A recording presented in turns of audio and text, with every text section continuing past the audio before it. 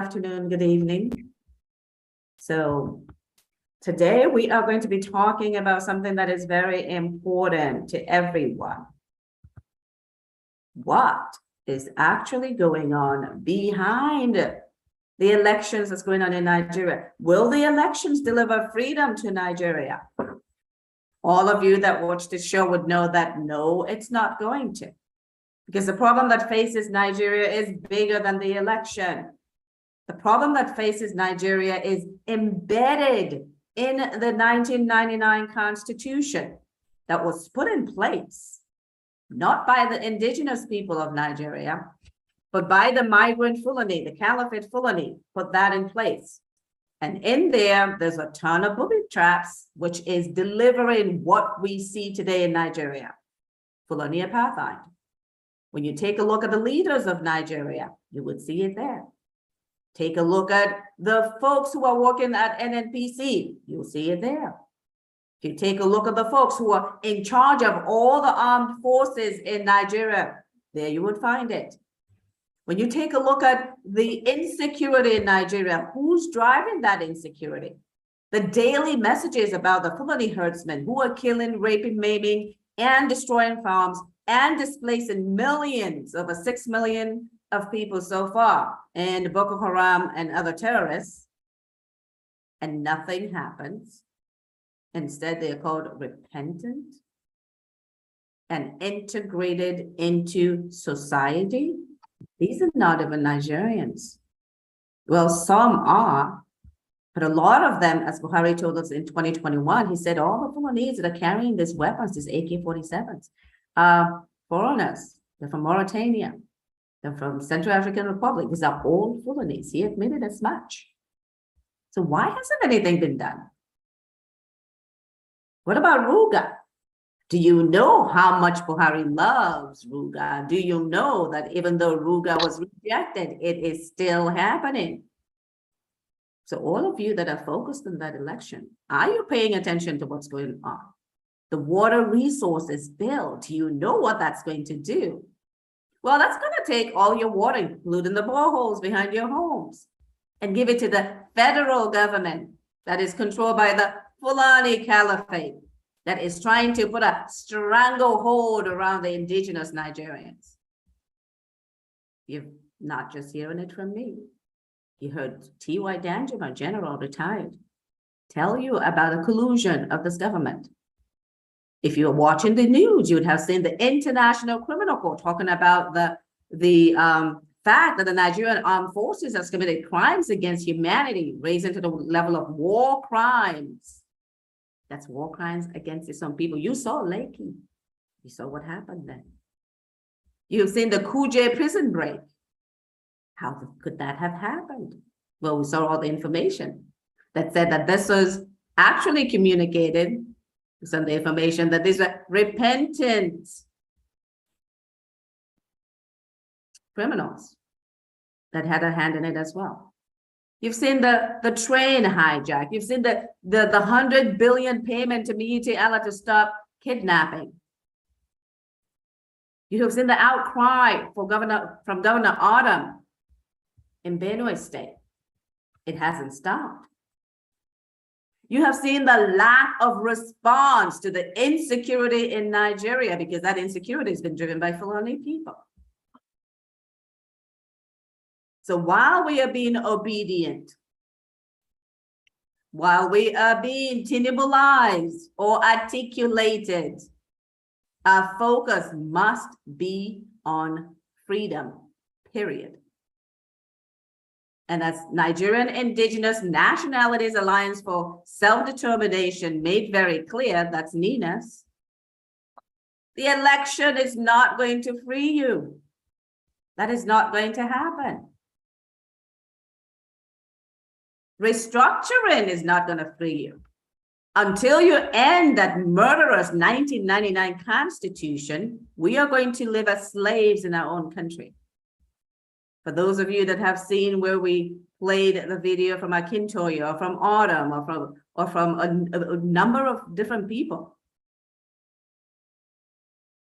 telling us very clearly, ethnic cleansing, Buhari's complicity, and the fact that there is a Fulanization agenda. I believe just recently I saw, I think it was yesterday or the day before, I think it was an IGP, I don't remember what state, that talked about the Fulanization agenda. I will find that article and I will air it before we end. But for today, we are going to be talking about election fever. We're all cut up into one or other of the three main candidates. But are you caught up on freedom? Are you caught up on ending the starvation of almost 100 million people by the Fulanis? Buhari's people, Buhari himself. Are you ready to step up and be a real citizen of Nigeria that holds these politicians accountable for them to do what they are being paid to do? I'm sure you didn't know that. You are paying them. And they are taking everything and starving you. But if you don't hold them accountable, if you bow down to them and continue to bow down to them, Your Excellency, sir, I need this, sir, I need that, guess what? You're going to starve to death. 100 million are already in abject poverty. So we're going to play this video and of this broadcast that we had previously. And let me pull that up. In the meantime, welcome Bolade to the broadcast today. And welcome Ruby. We are starting a little later than we typically start. But I wanted to make sure that we played it because this is quite important and we'll probably play it a few times. You know, I think in the future, you guys are going to get to see a lot more videos. We're just going to run them one after the other with little comment, because I think seeing them together, the what's going on will start to sink in. And then we'll do one on just headlines. So it will start to sink in because our people need to understand what's happening to them and who is making it happen to them.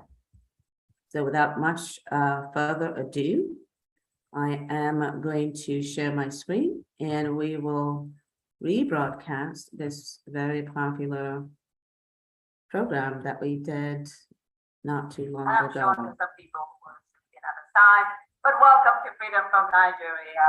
This is a place where we bring together a group of concerned Nigerians and non-Nigerians. And we gather all the information about what's going on around in Nigeria so that you can have a better view of actually going on. We have information overload and we have a media that goes from one thing to the other. But here, we gather up all that information and we make sense of it. So it is clear what's going on. So today we have an exciting topic.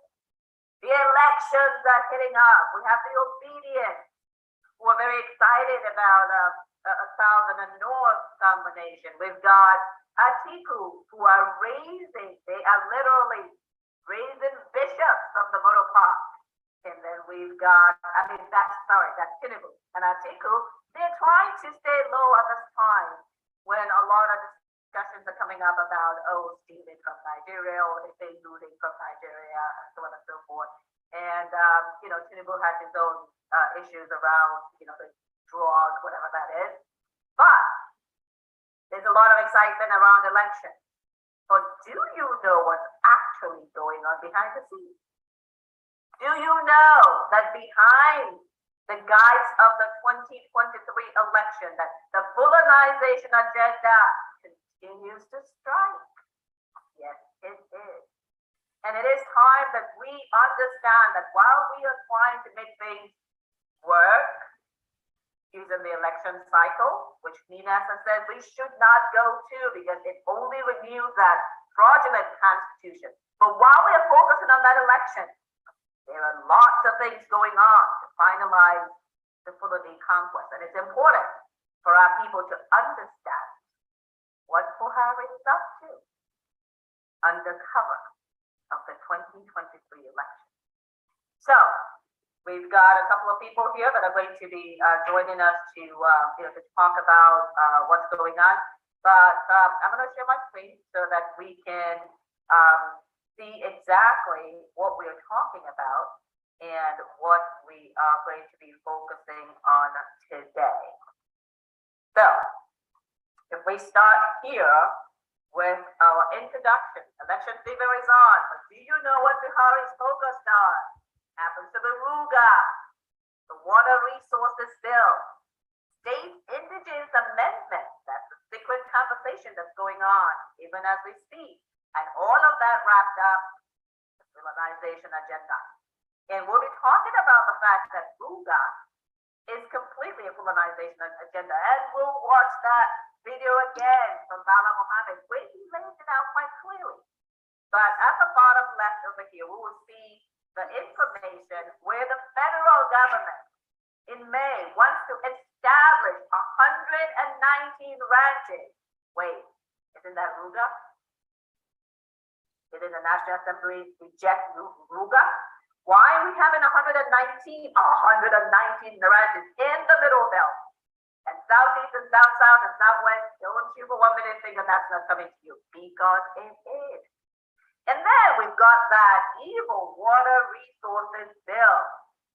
Wait, wasn't that defeated not too long ago? Why is it back now under the election cycle?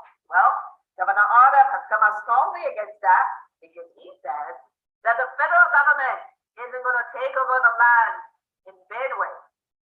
And will definitely not be taking up their waterways, including their boreholes. That's amazing what this bill is trying to do. And then, obviously, we've talked about the fact that there is a Fulanization agenda that is going on, and we'll look into the statement that was made by Amado Bello as to what their agenda really is. And then we talked about the ongoing secret constitutional amendment. And the example given here is kind of frightening. Because let's say you're not in your village, and one of these foreigners come into your village and camp out at your father's house and stay there for 5 years. And all of a sudden, he's an indigent and your land now belongs to him. That is what we're talking about, people. And then we've got the other one that's been going on little by little, but now it's really surging. We're talking about Boko Haram, repentant Boko Haram. It's amazing how the government goes out to these airstrikes to strike for Boko Haram, but every single time they miss and strike indigents. Not once have they stopped Boko Haram. That is incredible. So when we look at what has happened recently, when Zulu announced that there was going to be 35,000,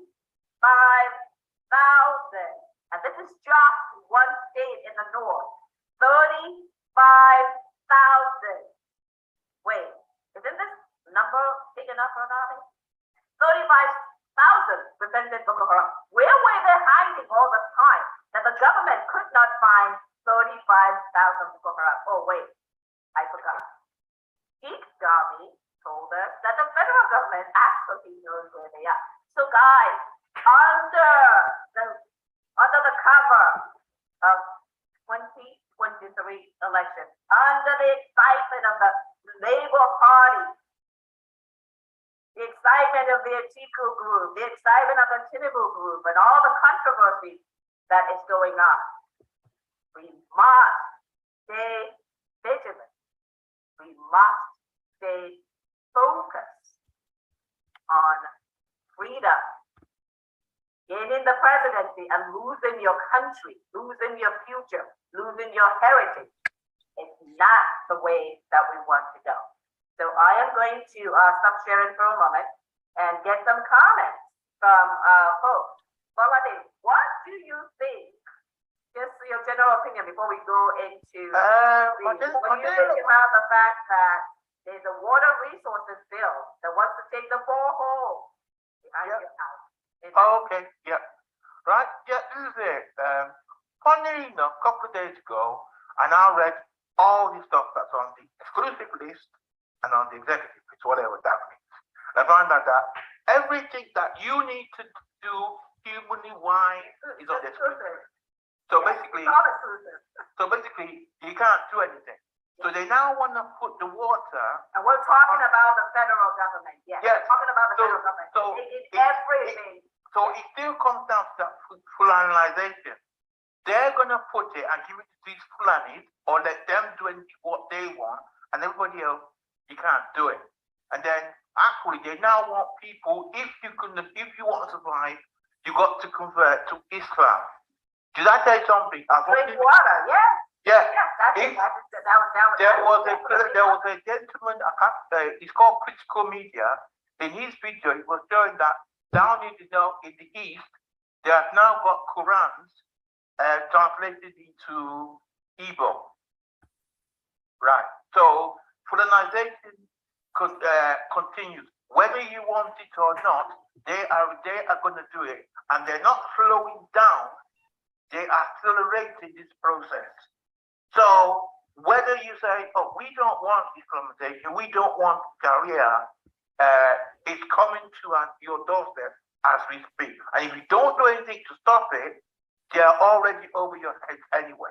They're just praying the final push to say, right, Nigeria is now Fulanization, and it's a Fulani territory. Everyone, if you don't like it, we're ready to kill you anyway. We can't do it now. Okay, awesome. Yeah, that's what's going on under the guise of the 2023 election. Stephen, are you at a place where you can make a comment? And Ruby, if you have a comment, just raise your hand so I can see it. Stephen, do you have a comment about what we're talking about? About the fact that on the side of this election, we've got the water resources bill, and we're going to talk about what that means. We've got this secret hearing about the state indigent amendment, which is absolutely dangerous. Absolutely dangerous. And we have not heard enough about it going out there. We've got the Boko Haram being integrated into Nigeria. And even Buhari got the UN Secretary General, Antonio Guterres, to endorse the integration of these foreign terrorists.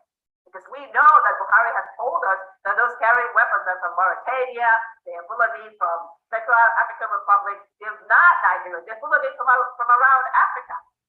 But they are bringing them in on the Ruga, which we'll hear shortly what Bala Mohammed has to say about that. But Stephen, what are your comments about what we're talking about, getting our people to understand what's actually going on and what they must pay attention to?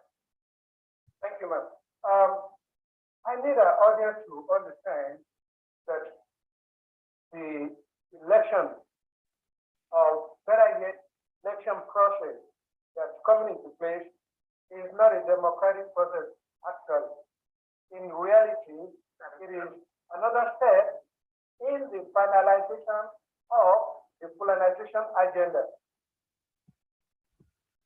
The selection process is being put in place to put into place another Fulani person that will actually do the mop-up of what the current administration of Buhari has accomplished. So, any jubilation about the location called Nigeria engaging in the democratic process is a facade that we need to see through. Along with that, going along with that is the Ruga and the waterway bill. We can see that as many times as this bill has been put in place, even against the backdrop of the so-called election that I know is election, we see the president of all the things that are of national priority to the citizenry, it's the water bill and the Ruga. I understood from somebody that Ruga is actually a Fulani word that means Conquest. Yeah, it's actually pronounced Ruga, which is colonization. Right. 1 second, call me that I need to. Okay, you're up by that. But I want to talk, let me just piggyback on something that Stephen has said before he moves on. When he talks about the fact that this election is not democratic, guys, you need to understand that Nigeria is not democratic. We, the people, do not have the opportunity to actually select who we want. There is a process in place to select them for you. And then there's another process where you supposedly are voting for who you want. But when you have the Fulani that are controlling the government, they are controlling the census, they are controlling INEC, which is the body that administers the census. They have their people in the north that are filling out the form. They've got 8-year-olds, 12-year-olds with PVC. They've got people from outside of Nigeria with PVC, but not that foreign Nigeria, right? Even though we are Nigerians, and even in America, where the folks who are outside of the country can vote, but not in Nigeria, because then they are afraid that they would not be able to control what actually happens. So in every way that you look at it, what Stephen is saying is incredibly important, because first of all, it's not democratic, but more importantly, as NINAS, which is the Nigerian Indigenous Nationalist Alliance for Self-Determination, will tell you, there's nothing that will change if you have a new president, because the Constitution is written in such a way, and by the way, that Constitution is Military Decree 24. It's written in such a way that no president can emerge from the South, first of all, from the Middle Belt to the South, and secondly, if they do emerge, their hands are tied. They can't do anything. So let's just be clear on that. Go ahead, Stephen. Thank you. So the re-emergence of the Ruga and Waterway Bill is just a confirmation that the Fulanization agenda is up and running and very well underway to completion. The whole idea is to take what is left on the so-called farm correct list, on the so-called Conquest list, which takes powers from the state and hands it over to the federal government, which essentially means, contrary to what people are saying that we are not conquered yet, I think it's a psychological denial of the reality to lessen the pain that we're already conquered. So that's what I will feel is another. Actually, the final step. Absolutely. Because once they take that, it's so amazing that God did not create Nigeria. When God created the alliance state, it gave them natural borders. Absolutely. The river Niger, the river Benue, and the I don't know what it's called now, that flows into the Atlantic Ocean. The spirit of the waterway bill is to actually take off the waterway so that the unitary government conferred access to the Atlantic Ocean to fulfill it's the Quran. It's the Quran, it's the Atlantic Ocean, along with other rivers in both the southwest and southeast that are the natural irrigation for the development of the agricultural sector, and of course to continue the Ruga, which allows the Fulani to move around with impunity over the property. Because right now, even speaking from experience, a lot of my father's farms are along one of the biggest rivers in Ogun State, north. So when he takes over, then of course the Fulani cows that when I was growing up, they came and begged my dad for accidentally straying into the farm. Right. They will come into the farm now and turn over whatever and pick it up. No questions asked. I do believe that the farm will be lost in that, because all the land that is around there is absolutely. Yes. The Fulani is not mixing words on his intention. Because not only is he asking for Ruga and the waterway field, he's asking for about 7-mile federalized exactly on either side a middle bank of the river. Yes.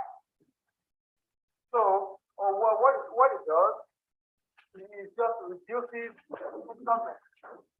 It's nothing but a rubber stamp ahead. So no one. Not even that, right? Because now they are all completely lockjam and everything. I mean, everyone has been talking about restructuring, which is not what we're talking about. We're talking about ending the Constitution and doing a referendum. But restructuring on the basis of it was to decentralize. But with the water resources bill, with the state images bill, all these things are meant to centralize and really choke the indigenous people of Nigeria to accept whatever it is that the Fulani are dishing out. And I'm going to, remind everybody again at this point. The Fulani are not Nigerians. They are not ancestral indigenous Nigerians. Indigenous Nigerians came to the area before Christ. They came to the area BC. The Fulani arrived in Nigeria late 18th century. That's just yesterday, folks. That's just yesterday. And now when you look at who is ruling Nigeria, how long that Nigeria has been ruled, you will find that the Fulani have been ruling the indigenous for an inordinate amount of time. And now they're bringing in all their people. So I'm going to thank you very much, Stephen. That was very well done. Thank you, Bolade, as well, for bringing up that 68 item and the 30 item exclusive, semi-exclusive list that pretty much shows that everything has been centralized. And the Federation, the Federal Republic of Nigeria is a farce. It's 419. It's fake news because there are no nations in Nigeria. Those nations have been hijacked. And those nations were previously the Eastern region, the Midwestern region, the Southwest region, and the Northern region, with the Middle Belt was supposed to be carved out of the Northern region because they are North. They are not Northerners. They're Middle Belters. So Nigeria, as we know it today, is 419. It's fake. It's fraudulent. There's no basis for a federal republic because there are no nations, and that's just the basic requirement to be a federation. So I'm going to ask Ruby if he has any comments before we go into detail, because I do want to play that Bala Mohammed 2019 video again, and then we'll talk about the fact that even though that was defeated in the national assembly, talking about Ruga, which is colonization, federal government in 2022, May 2022, and now they're going to be building 119 ranches on the land of people that have been displaced by the Fulani, who are criminals. Yes, they are criminals. I am saying the fact. They don't have any legal rights to the land. They're killing people who have legal rights to the land. They have deeds to the land.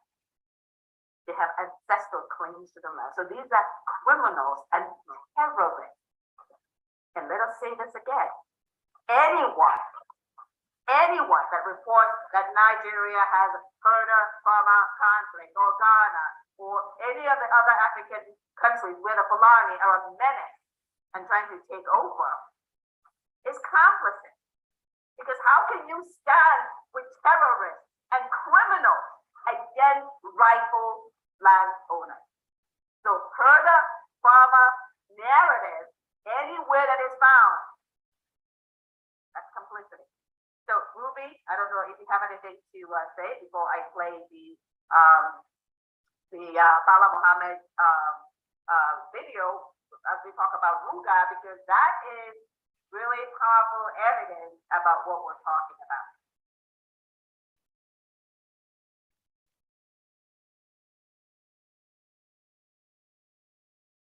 If you have an enlarged prostate, do this 15-second Japanese ritual before bed to shrink it almost immediately. Dr. Nima Sharifi was awarded $1 million for his paradigm-shifting discovery on the cause of a swollen prostate, and a simple 15-second ritual that's allowing men of any age to reclaim the healthy, normal-sized prostate from their youth in record time. Did you know prostate problems have absolutely nothing to... Ruby? Okay, I take it that you are fine. Okay, So the first thing that we're talking about here, under our topic, under the cover of election, Fulanization continues to strike. And this is a call to our people to focus on freedom.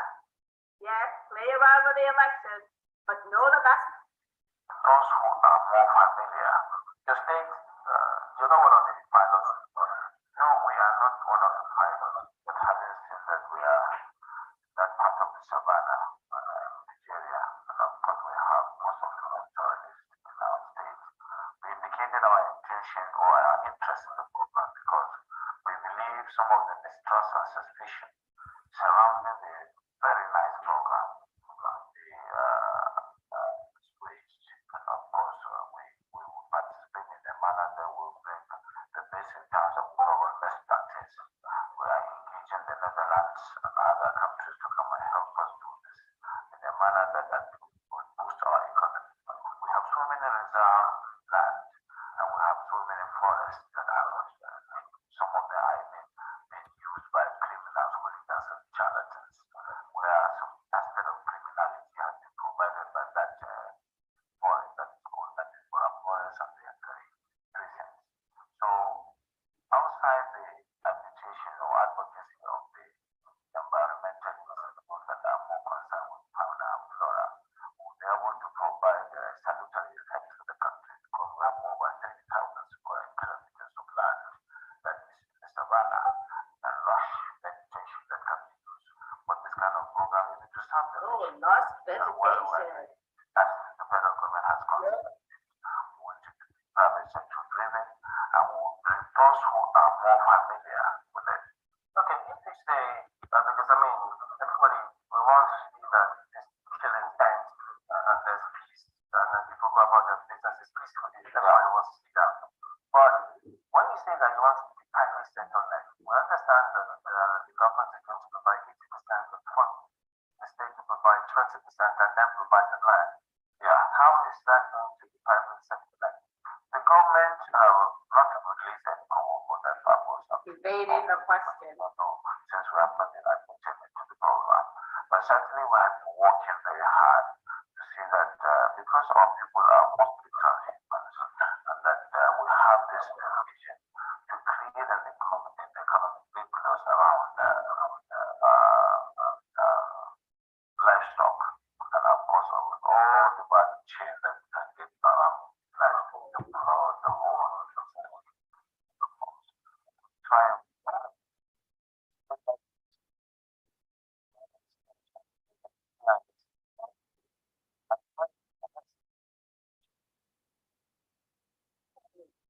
Just going to point this out to everyone what he just said.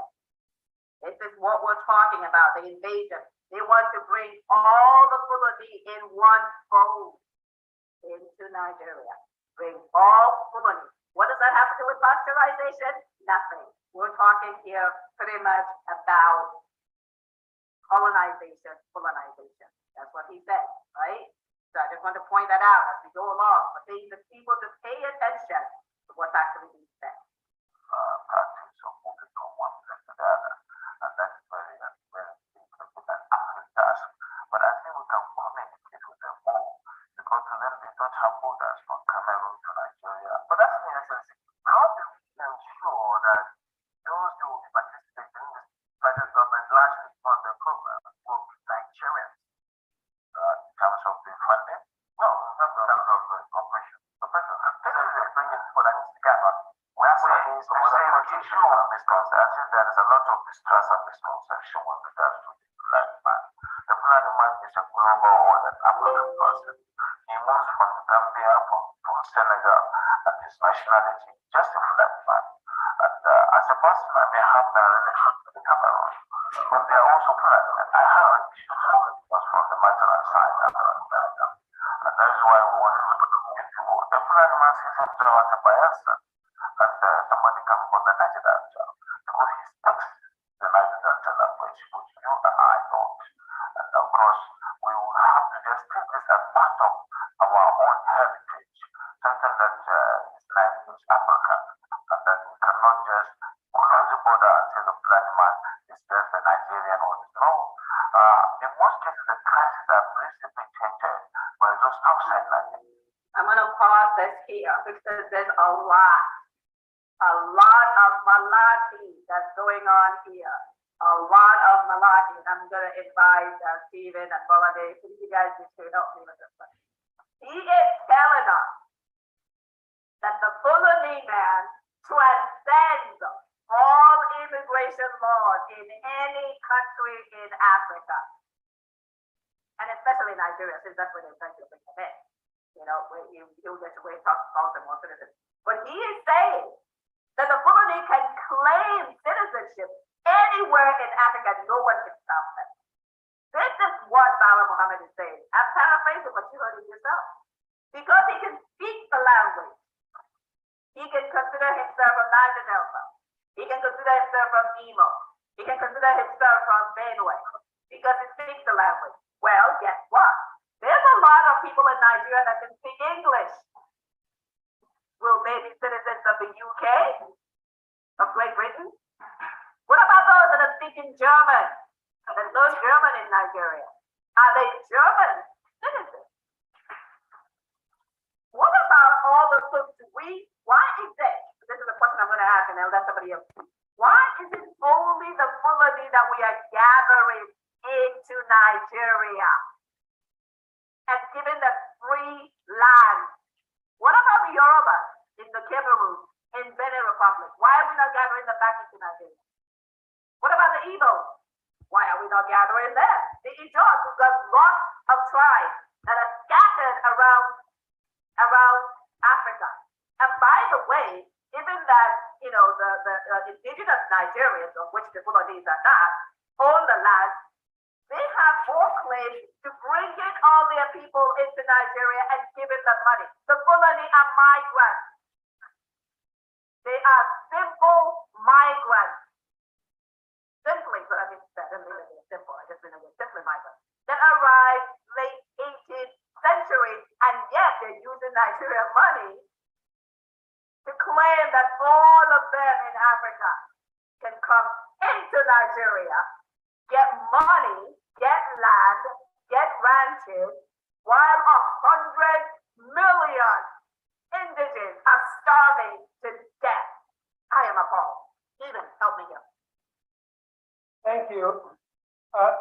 These man's utterances actually do manifest the conquer mentality that underlies all the Fulani atrocities. And that's why he's speaking with such effort and impunity. Yeah. As a Fulani man, as a global citizen. Of course, he's a global citizen of the Kutajalon Mountains. Nothing beyond that. Thank you. But because he's a descendant of Mandamfolio by the way of Ahmad Bello, who has said quite affirmatively that if we are conquered people, it's that mentality that underlies each and every utterance. It's not nationwide at all. Not at all. Your question is why is the Fulani? Because the Fulani, according to him, in his myopic view, is the dominant conqueror race in this continent. Yes. And that's what the people that are still clamoring for this election or that election, they are utterly misguided. We are missing the point. Yeah, they are misguided. It is not about election. It's about selection. And it's about the selection of who is going to put the dot on the I of the Fulanization Agenda that was virtually completed by Muhammad Buhari, thanks to presidential candidate Tinibu that brought Buhari in. Thank you. Okay, Fulani, do you have a comment to make about these amazing revelations that Bala Muhammad is saying? And I am shocked. I am really shocked that Nigerians have not really taken up arms about this particular speech that later, I am shocked that this does not have like, 200 million views, and the Nigerians, now the indigenous Nigerians are now understand exactly what's going on. Balada, if you want to speak, you are muted. And Paul, welcome. We are talking about the Bala Mohammed interview that he gave in 2019, where he claimed that the Fulani man is an African man, and so can transcend any immigration laws, any citizenship laws. They go wherever they want, they take whatever they want. Every country, I guess, is supposed to give them land and ranches paid for by the federal and state government, while the indigenous starve to death. That's what we're just talking about. I want to take some comments. So we're talking about Ruga. Under the cover of this election, Fulanization is still striking. And once we go through this video, we'll take a look at the news about what's happening in the middle belt. So that's what we're talking about. So Bangladesh, I see you speaking, but I don't know if you're speaking on something now. So if you don't unmute, I'm going to go ahead and Okay, sorry, I keep on muting myself. Sorry. Then what is your reaction to what you're hearing? I'm talking, we talk about sections of it. Right. I am shocked. I mean, they're trying to pull the wool over our eyes. Basically, it's right in daylight. This is right in daylight. This is daylight robbery. This is daylight robbery. You have a quote behind you from the first Prime Minister of Nigeria. He was saying that we've got to not let anybody rule over us, and we're going to rule over them forever. In that statement there, this is an extension of that. Because the Fulanis are very clever. We think they are stupid. Everybody in Nigeria, look at the Yoruba. We say, oh, they didn't go to school. So how can they be clever? No, the Fulanis understand power. That's why they're taking down the whole of the North. And they thought, well, for some time, they settled that. Said, well, but now they realize, really, we want the whole of this place. Like I said, they want to drop their Quran in the ocean.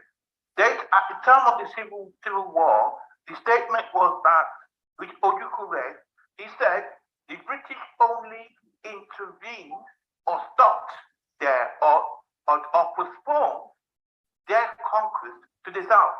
But now, did everybody forget that actually the people in the Middle Belt, plus the Yorubas, plus other people, had fought them to a standstill and they got no further. The British did nothing. The Middle Belt stopped them, the Yoruba stopped them.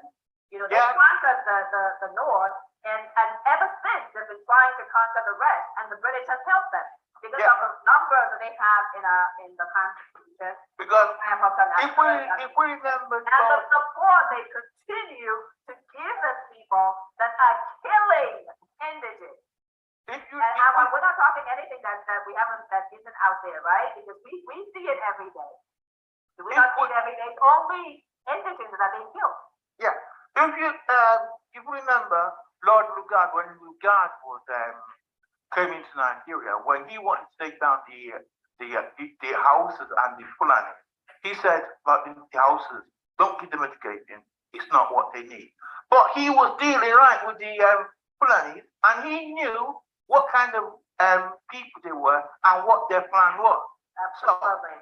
So, come the amalgamation of Nigeria, what did they say? They said, we are merging the poor bridegroom of the north with the lady of means of the south. Now, everyone's got to think about that statement made at that time. Because what they also had at that time was that they knew the south was profitable. The British knew that. And the north was not profitable. So all the British were interested in that time was getting all their administration from the south. Yeah. But now what they're trying to do is they're saying, well, look, we're going to build ranches anywhere we can, and we're taking your land. We don't care about what you guys have done in the past. We don't even care about the oil as well. We're going to do this because it's a step-by-step process. Because if they recognize Nigeria's economic today, which they've been doing as well anyway from time immemorial. It's coming, it's coming. They will now be able to take us down big time because we've got nothing. We've got nothing. The Fulani have taken all the toys, revenue. Yes, in yes. Nigeria. Remember, We talk this is about what, that, and this we're is not what, just this taking is it out, what, we show their names. We have this is- shown them the this positions, is what, we show the names. this is what Nnamdi Kanu said in his video. He said, if you go and check out and see all the posts that are there, you will find out that most of them, maybe all of them, were not given to Hausas, they're given to Fulani. So Hausas are not our enemy. They should be saying, look, we've got more at stake in this than anybody else. We've got to get rid of these Fulani because they took us down. But the Hausas, unfortunately, they're so asleep that nobody can wake them up. We can't wake them up. They are waking up. They are waking up because they're hearing us. So we're going to move forward because we've got a lot to cover. This is just Ruga. And we do have a lot to cover today. But I mean, this is so outlandish. It is so preposterous. It is absolutely outlandish. When there's an fragile, it is not a plan man within Nigeria that does it. It is that culture of getting revenge, which is embedded in the tradition of the black man that attracts the prison from all over the world. Okay.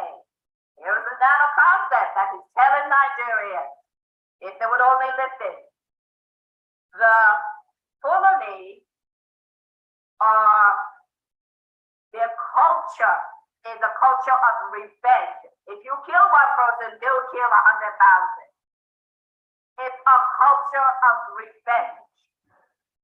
Okay? If you kill a cow, Allah says 1 cow, that are 100 human beings is equal to 1 cow. This is what Allah said a few years ago, which is preposterous. But this is what he's telling us. And all of those who are running around Nigeria talking about, oh, you know, we have Fulani who have a different mentality, and this is Takia saying that they stand against this or stand against that. Well, first of all, their culture is one of revenge. Second of all, their culture is one of conquest.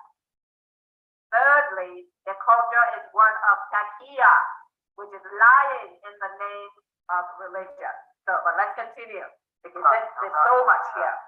Fulani men who are maybe domiciled in other countries or move around, they can come into the country and this plan will accommodate them as well. Yes, that's what we want to do. But it has to be done through sensitization, telling them that you have to buy in the project and use the language they can't themselves to be able to convince them. Did you guys hear this? Foreign Fulani need to be convinced to come and take free land, free ranches, and free money that belongs to indigenous Nigerians. They're going to go and convince them, and now you soon hear them say, you can hear him say, they're already doing this in 2019. And then we're going to show where they're already building 119 ranches in the Middle Belt, even though this was the problem. Where the whole system of transhuman or pastoralism is criminalized. Criminalization of pastoralism is the problem that we have. It's not colonization. People with passion who understand them and who believe people like us or that part of the country. To say, yes, we have this. Because today, there's no limit to the accusation that that has happened and the black man will cause it.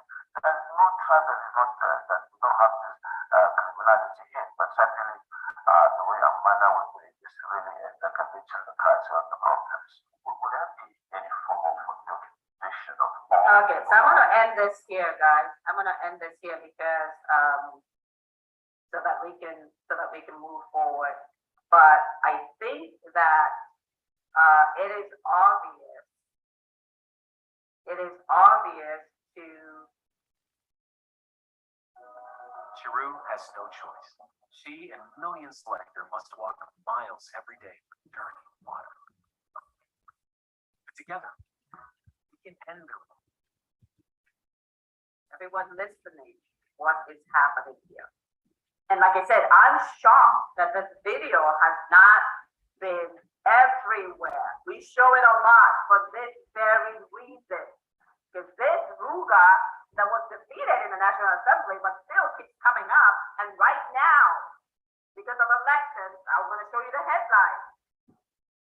Where these ranches are being built, the federal government is going to build it and hand it to foreign Fulani on land belonging to indigenous Nigerians.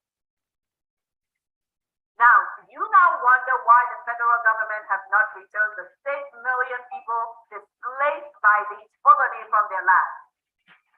They're living in squalid conditions in IDP camps.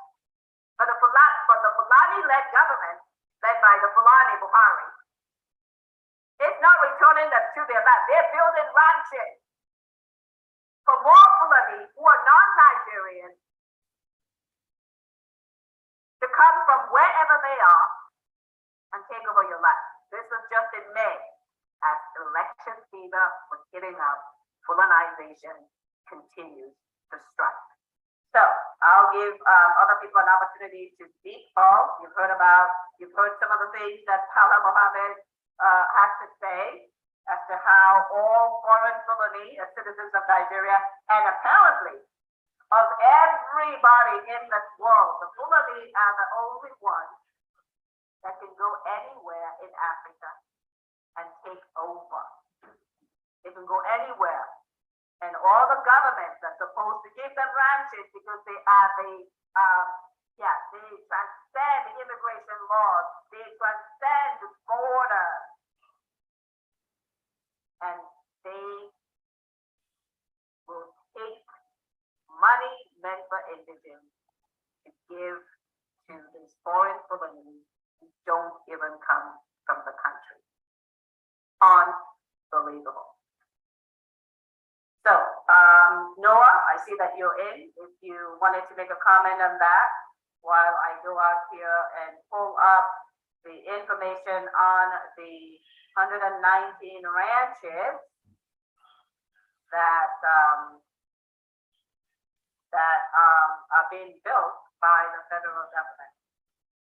So Noah, Paul, you guys wanted to speak on what we're just talking about Ruga, before I show what's actually happening right now under cover of the 2023 election season.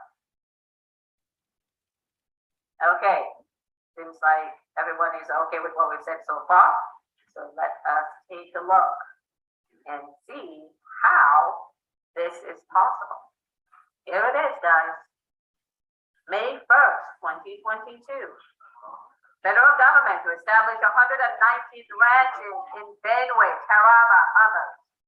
These are the exact places, this middle belt places, where they have killed over 315,000 people, according to the United Nations, revised numbers as of last year.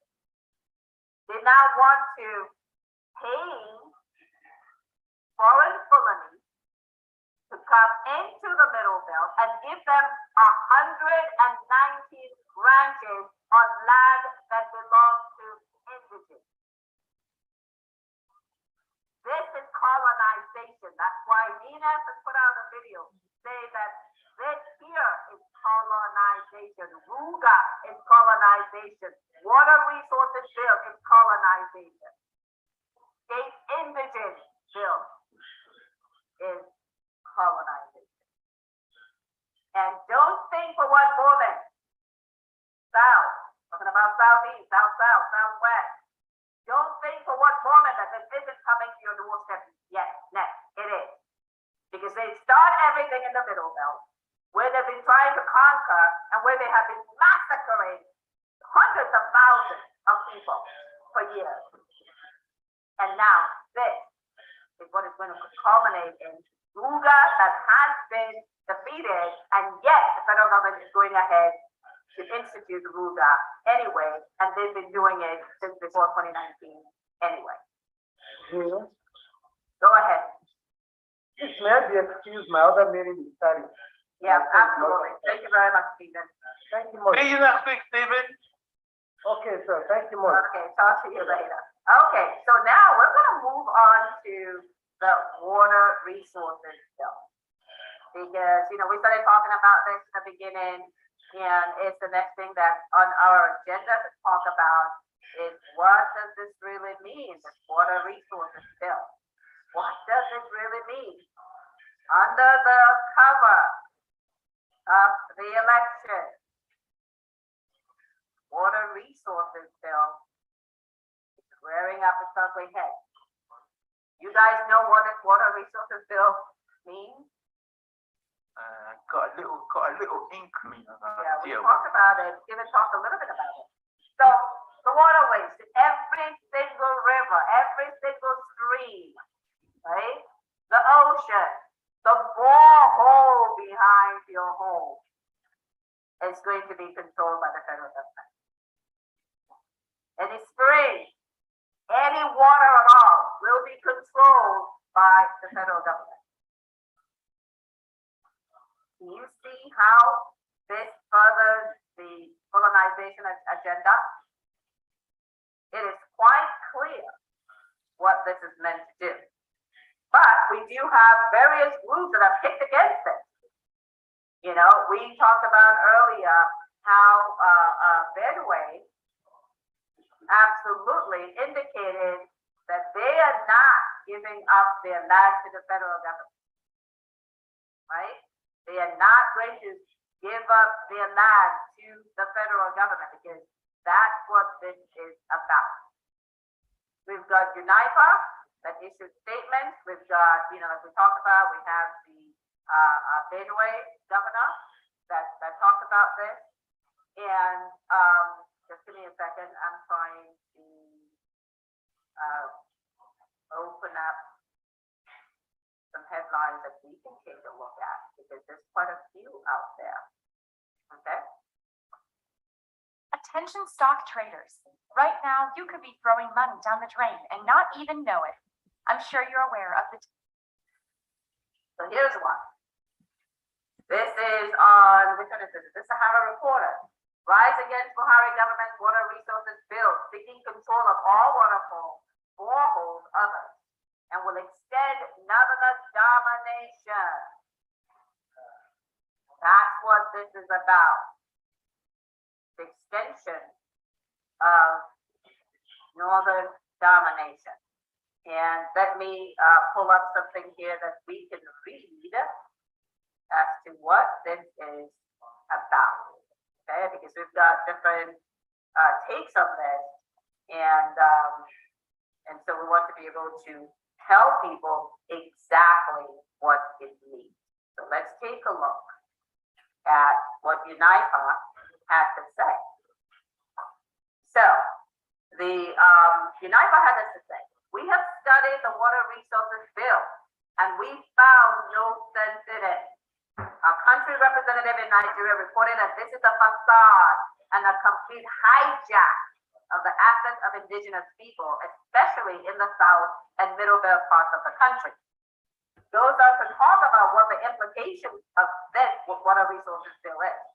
The implications of the water resources bill is that the administration and control of the Pole Iloro waterfall, the Gogosi Walk Stream, Ado-Ekiti Water Walk, Ero River, Obidients Stream, Iyemero Water, all in the Ekiti State now belong to the central government of Nigeria. That's the federal government. All this water is going to belong to them. The central government of Nigeria already hijacked the resources of the state and the local government areas by pocketing 53% of the entire revenue accrued to the federation account. Now, the same government is extending its penchant for asset grabbing by attempting to hijack, for instance, Oguta Lake from the people of Oguta in Imo State. Awuk Waterfall and Cave from the people of Amarugu village of Amun town in Enugu State. In Amabia, Walk Spring from the people of Benue State. Abokim Waterfall from the government of Cross River State, among others. This is beyond agreement. This is beyond agreement. So I've got Noah. Go ahead and unmute yourself and talk to us about this water resources bill that is going through. The last time I looked, last week. I think we're going through a second reading. We need to rise our people up to understand that they must demand that their representatives in the National Assembly kill this bill once and for all and never raise its head again. And the National Assembly needs to caution Buhari in building any ranches from the Ruga that was rejected by the National Assembly. There's a lot going on that is not happening.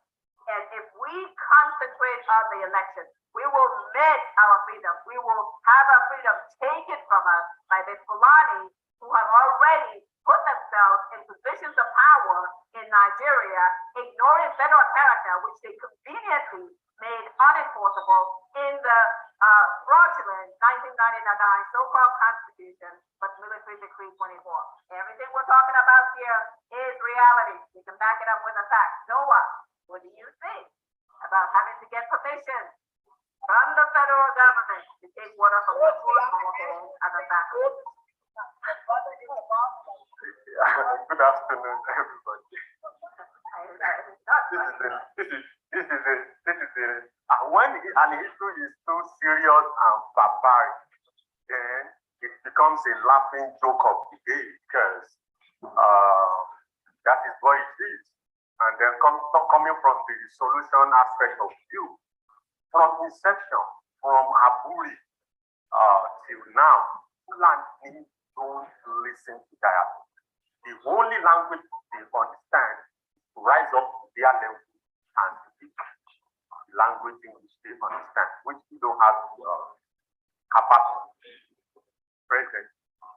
So we just do what we can do, awaken the people, and use one of those strategies in which we have talked about, because project-wise, we have already planned and have different type of strategy.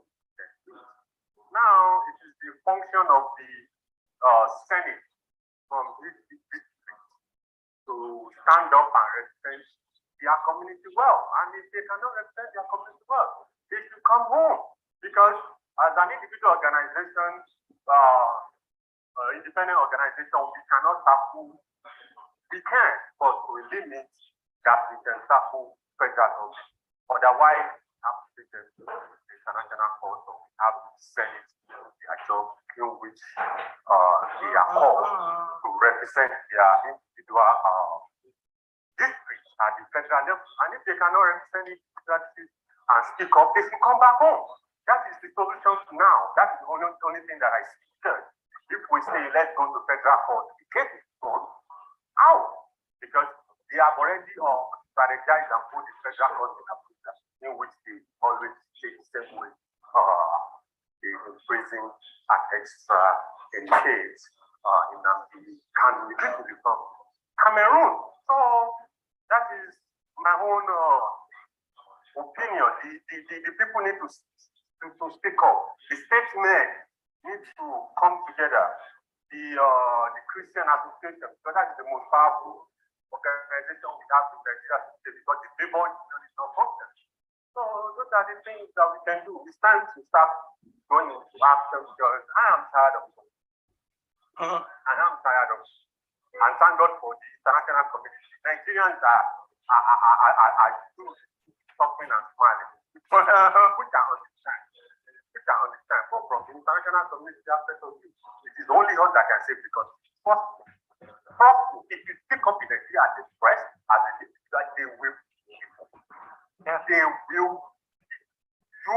up. Your station will be shut down. I won't send them that one, but we can still empower them, whichever level. And we are making a lot of progress. This is not the stage that is planned for us. By now, we have been in another 45 months. So that's what I have to do.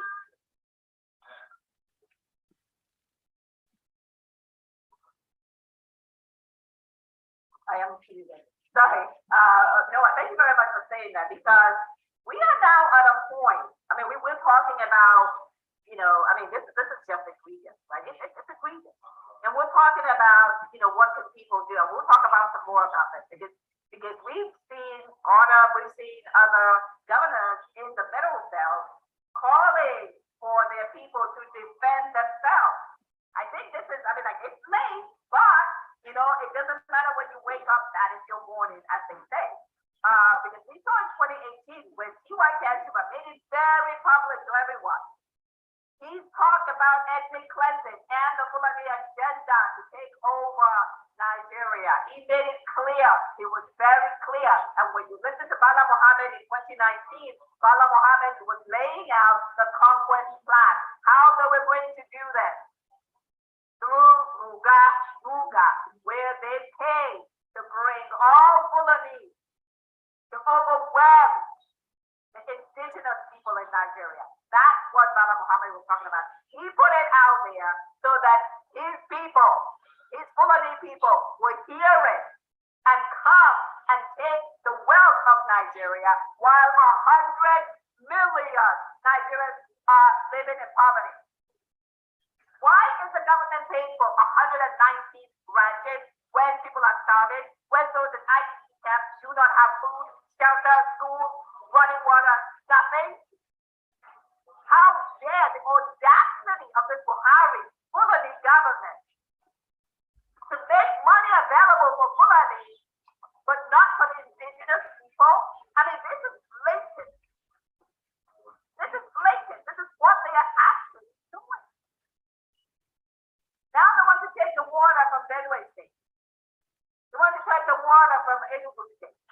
They want to take the water from Edo State, from Cross River, from Bayelsa.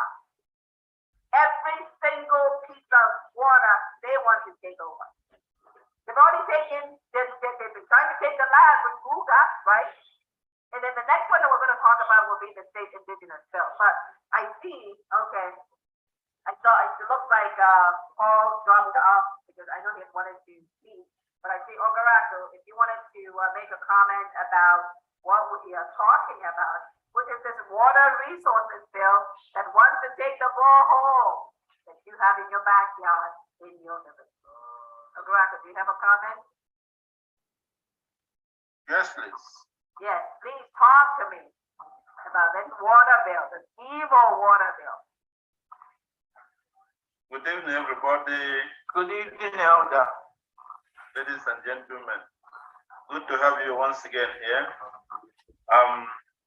I want to encourage us, honestly, because one, it is said that we are the elders in this sense, and then be those who knew what is happening, first to speak. People die of ignorance. I encourage every work that has been done here, Mary Jane, AY, every other person, and a lot of people who are doing things in different ways to inform us. Unfortunately, three times I'm saying it, the choice of, or our Nigerians' choice of change has always been without the direction. It's always meaning changing personality, not changing approach or changing strategy, unfortunately. And our system, which is based in a frontland constitution, has always made it that he who finds himself in the so-called apex office of presidency does what he wants. And the worst is the immunity that follows this, means whatever you do, as soon as you leave office, you must be protected. That simply means one can do as much evil as they want, and each person who can do more evil than the other, that trying to make sure that things directly do his own interest, not even to some people, because sometimes there's a few of people who want certain things and impose it on us. The idea of water bill, Ruga, it is a law in the northern Nigeria some time ago when they have the place over there of people using what we call it, livestock as the limits, and then they never wanted to use a kind of permanent setup. The South is never structured in this area, and fortunately, this is why you have to water. And they are using every strategy, using the blindness of the Constitution and the National Assembly that has been constituted in the structure they have created in the post-Constitution, just to make sure they force Nigeria into this issue of Ruga, water bill. And then they're doing everything, even at the last minute of the administration, just to get this idea in. And the funny thing is this, when you put up a constitution, if you're able to do it, it's always difficult to get it out, because before people vote it out, the parties start the process. And so what am I trying to say? The evil intent of this administration is never hidden in any way. And it's unfortunately they are not ashamed of it.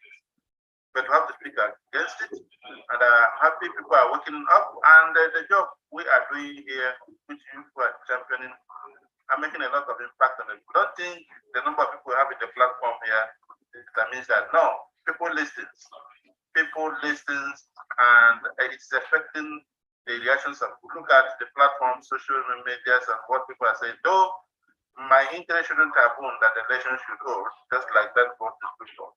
However, even on that aspect of it going on, you can see how people are reacting to it.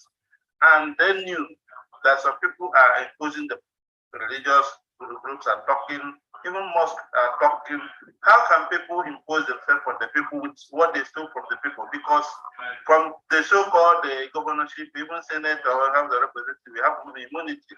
You continue to steal this country dry, and then use it to continue to return yourself from governor to Senate to vice president, vice president. Who are you? Was that meant for you alone? Was that meant for you alone? So, yes, all this idea, and then sometimes they find themselves as a cactus.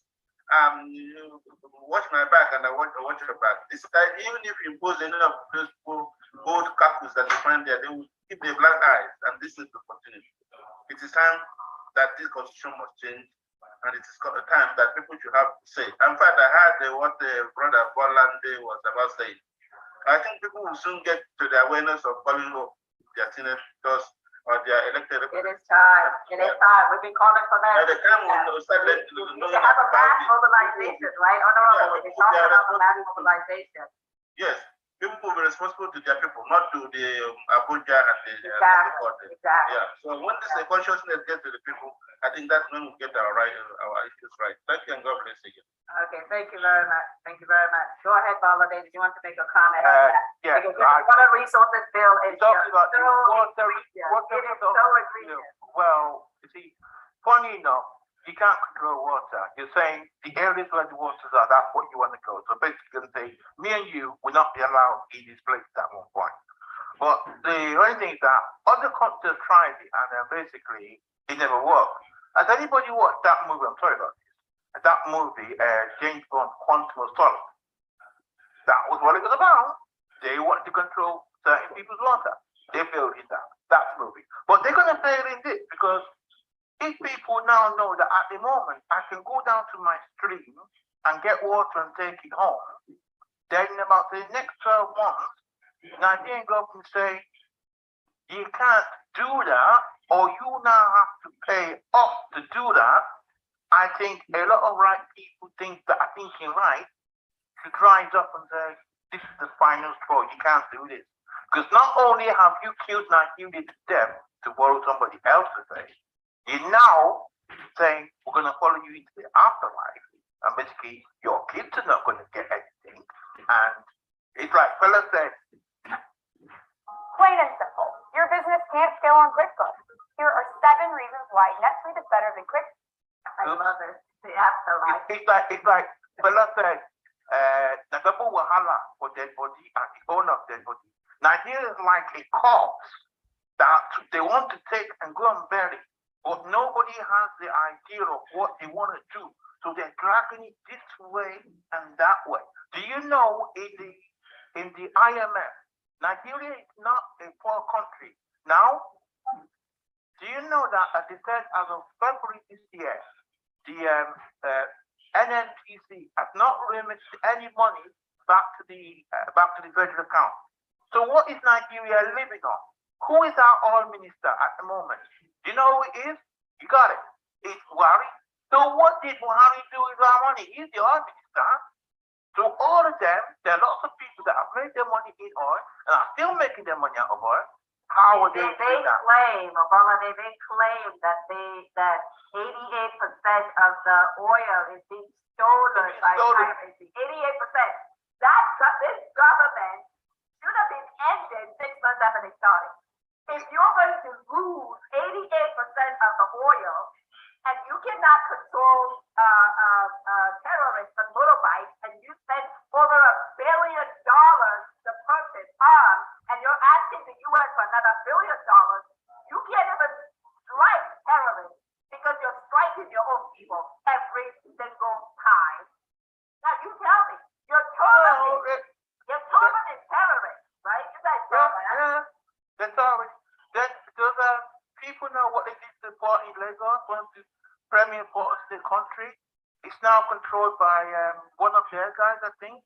It's called the Security of Lagos. What an insult. Yes. We now have a Security of Lagos. Yes. In fact, we have two. We have one in Nigeria as well, I think. Right. I think one is Texas. One was done in Texas. Oh, yeah. If this is not an invasion, I don't know what this is. That makes three now. We got, Yes. if you got the one in Secretary, the one in And the Texas, same and thing the one in happened in the Nigeria. southeast. You know, That they're makes three. stooges in the southeast. And I don't want to talk about the people that have been killed in the southeast. Oh, no, As supposed, state security forces, right? I We mean- see it every day. We see it every day. I mean, sometimes these people, they find some of these people that they know they're not other people, and they know they're doing wrong, and they probably have done wrong. They now arrest them, hand them over to the authorities. What the authorities do, following day, they now roll in here and say, no, those people you picked up yesterday, they did nothing. In fact, you were the ones that did it. We're taking you. So what can you do?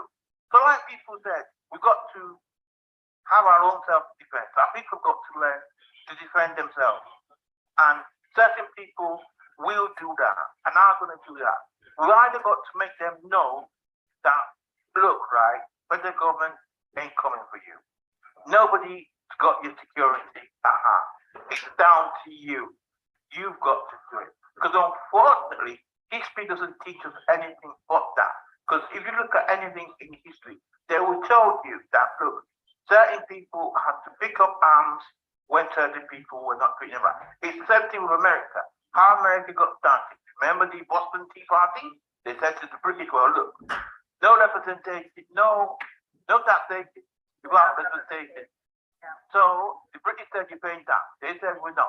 So they threw all the tea in the water, in the river.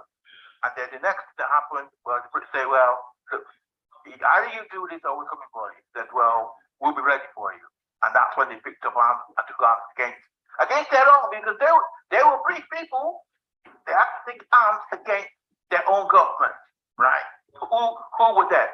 So basically, this is the same kind of process that's going on in Nigeria. A certain sector of Nigeria is saying, we are the chosen one. We can do whatever we like to do. And these are migrants. These are migrants. Yeah. The Fulani They're are not even- migrants. They are they're not not even- indigenous Nigerians. There's no such thing. House of Fulani tribe Does not is exist. Does not exist. 419. There's That no point such tribe as you House of are Fulani. right there. None. That point you are right there. That is the Yeah. only language those guys understand. It is the truth. There's difference between diplomacy and truth. There's difference between diplomacy and Right. this is the truth. That is the only language they understand. If you like pick up black card for 21 million years, they never listen to diplomacy and dialogue. No. Because these Fulanis, they are playing the game of command and conquer. Let me put it that way. They've got the command and they want to conquer. They're always going to do it. They can't change their course. They looked at the rest of Nigeria and said, how are we going to take them down? Unfortunately, we the people of Nigeria, we've let them come into us. So they know what our mindset is like. So when they talk to us, they know how to push our buttons and what's going to make us go over here. So now they're just waiting. I mean, I even watch these videos to say these Fulanis are waiting for a command. They're waiting for a command.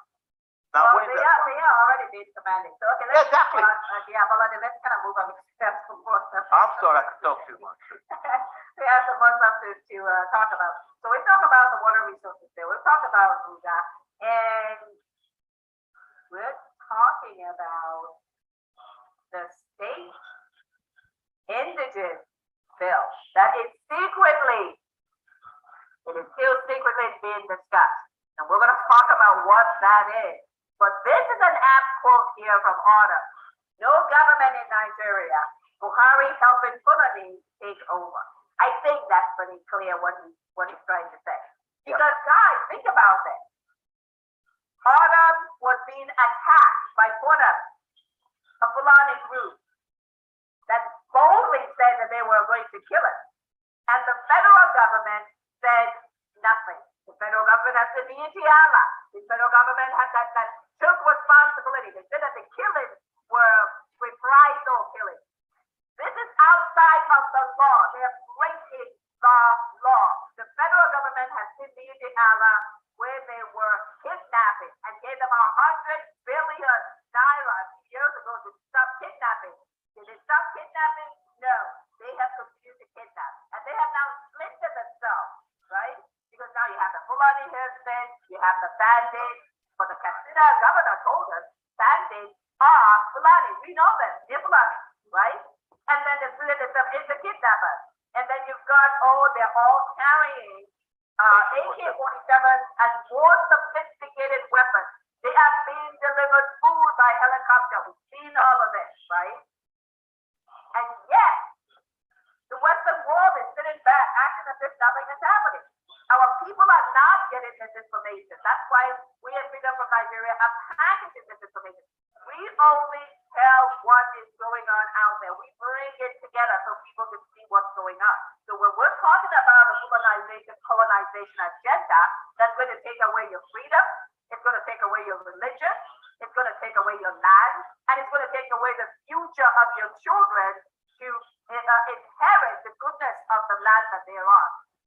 And I'm afraid to say this, when you have the UK that knows that unitary Nigeria is not what was agreed to. We talked about this a few weeks ago when we looked at the document from 1953 in the UK archives, right? And then we take a look at the Constitution that happened in 1960. When the military government was handing the reins back to the civilian government, you would have expected that the UK, the US, Germany, all those big world leaders, countries would have said and insisted that the sovereignty of those nations be restored. Nobody has. What is going on?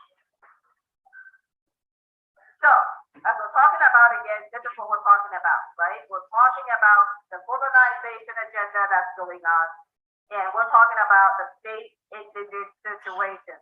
So I'm going to share that. This was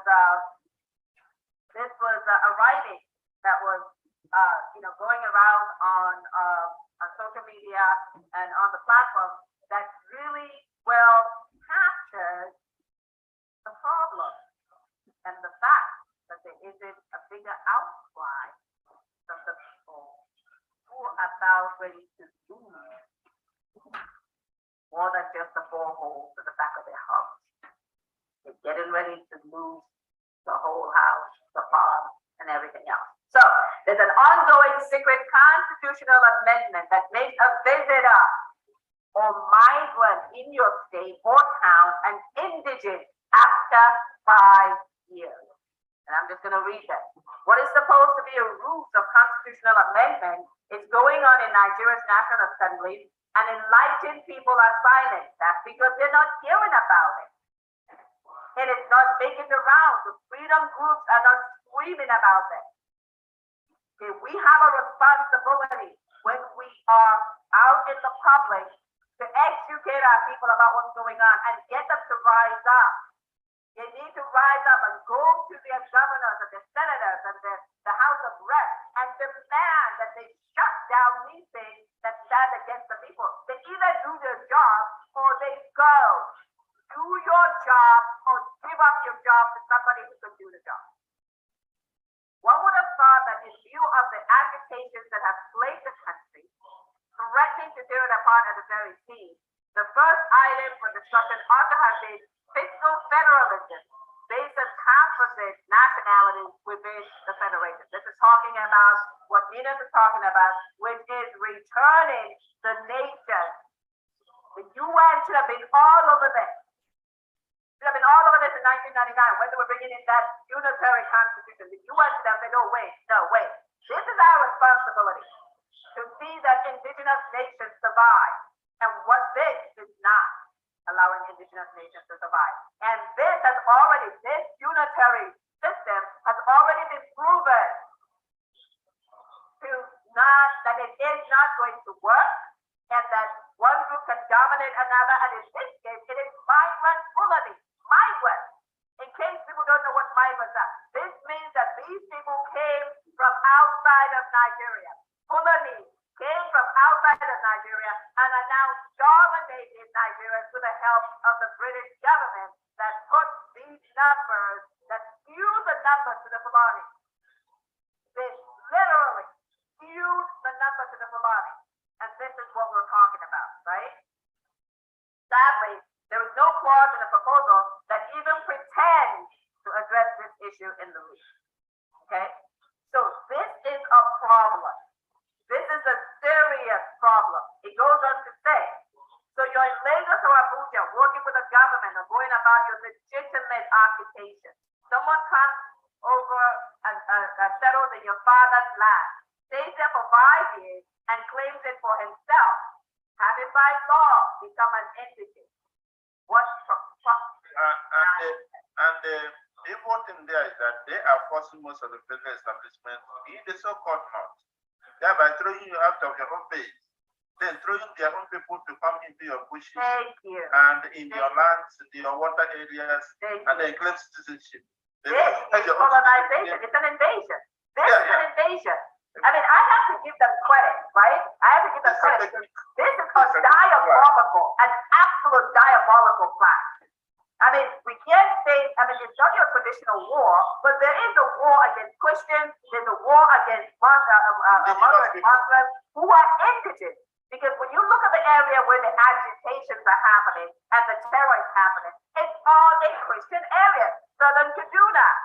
Why isn't it coming from southern Kaduna? Now the government has got it reported. They can no longer say southern Kaduna when they're reporting about this evil of the Fulani. This killings of the Fulani, this murders, this terrorists, the kidnapping. They cannot report southern Kaduna anymore. Now it's being called Kaduna, so that the Western world cannot differentiate that this is still happening in the Christian area. This is egregious. Yes, we have Christians in the National Assembly. There are Christians on many of these platforms, and this is who, and they were folding their hands and doing nothing. Forget the church leaders, many of whom have not only shown Christians for pittance, but even selling their supposed patron, Jesus Christ, in modern day Judas style. Very scary. Very scary. Because Nina put out a video not too long ago asking, where is the Christian community, the Christian leaders endangering its own people? And we have to say yes.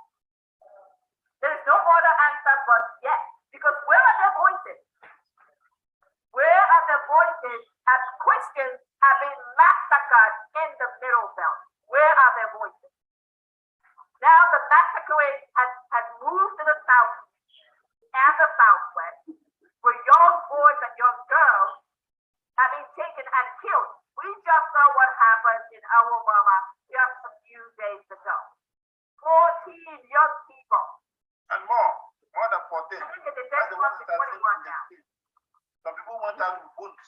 Exactly. In the private I'm talking about those that were killed. I think it said that up to 21 that were killed.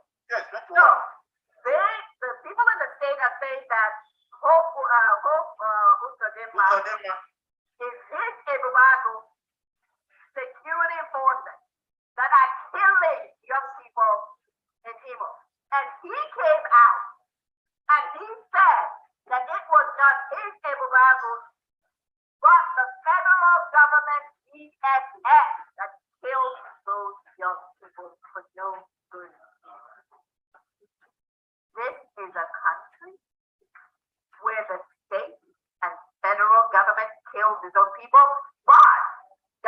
Remember, the International Criminal Court has said that there is reasonable basis to believe that the Nigerian armed forces has committed, crimes against humanity, its own humanity that rises to the level of war crime. And they issued that in 2020, they visited Nigeria in 2022. And in that report, they also said that the Nigerian government has done nothing in the 10 years that they have been working with the Nigerian government. The Nigerian government has done nothing to prevent these war crimes against Israel. That is that. And then you see Amnesty International that tells you that all these terrorists are operating with impunity. What does impunity mean? It means they are not being held accountable. They're not being prosecuted. They're not being put in jail. In fact, they are being made repentant. That's what I was going. That's what I was going.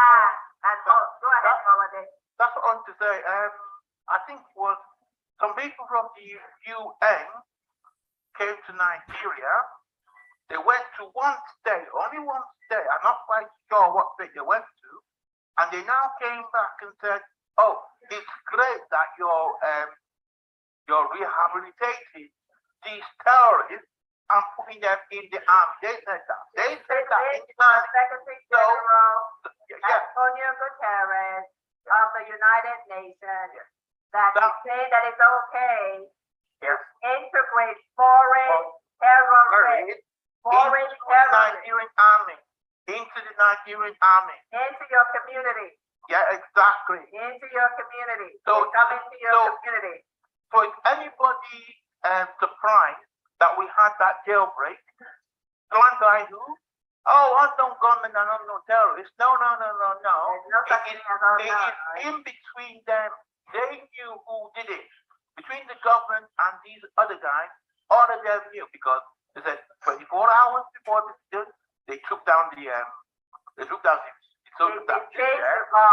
changed the guard. That's the CCTV that we spent a lot of money for. That was turned off. Well, all of a sudden, jailbreak.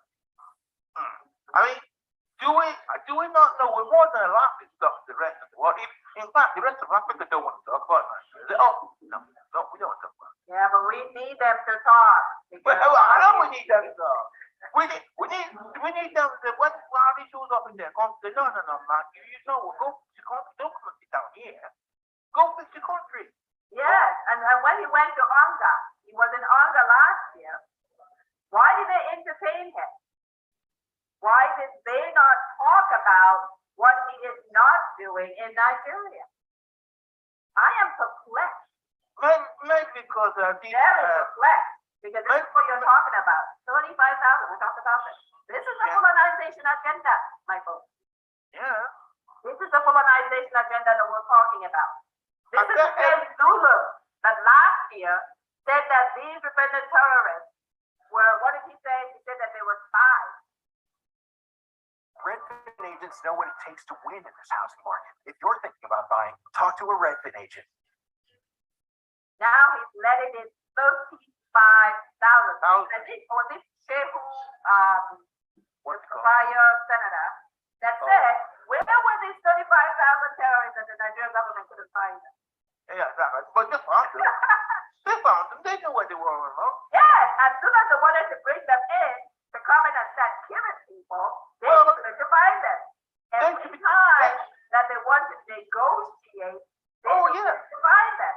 Why don't they talk to Sheikh Gumi or you put Sheikh Gumi in the president? Because basically, he meets with them on a regular basis. He knows where to go. They all meet with them on a regular basis. We saw Shetima.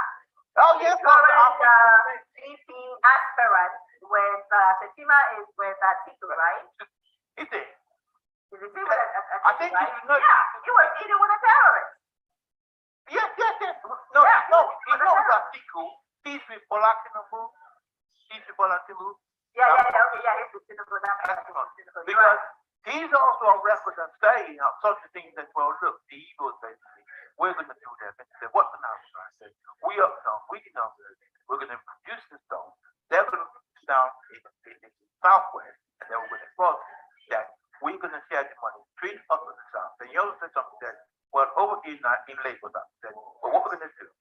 Labour's going to buy land for say £10,000, and a Ulster man will buy for £50,000, and you man will now say, well, buy £1 million.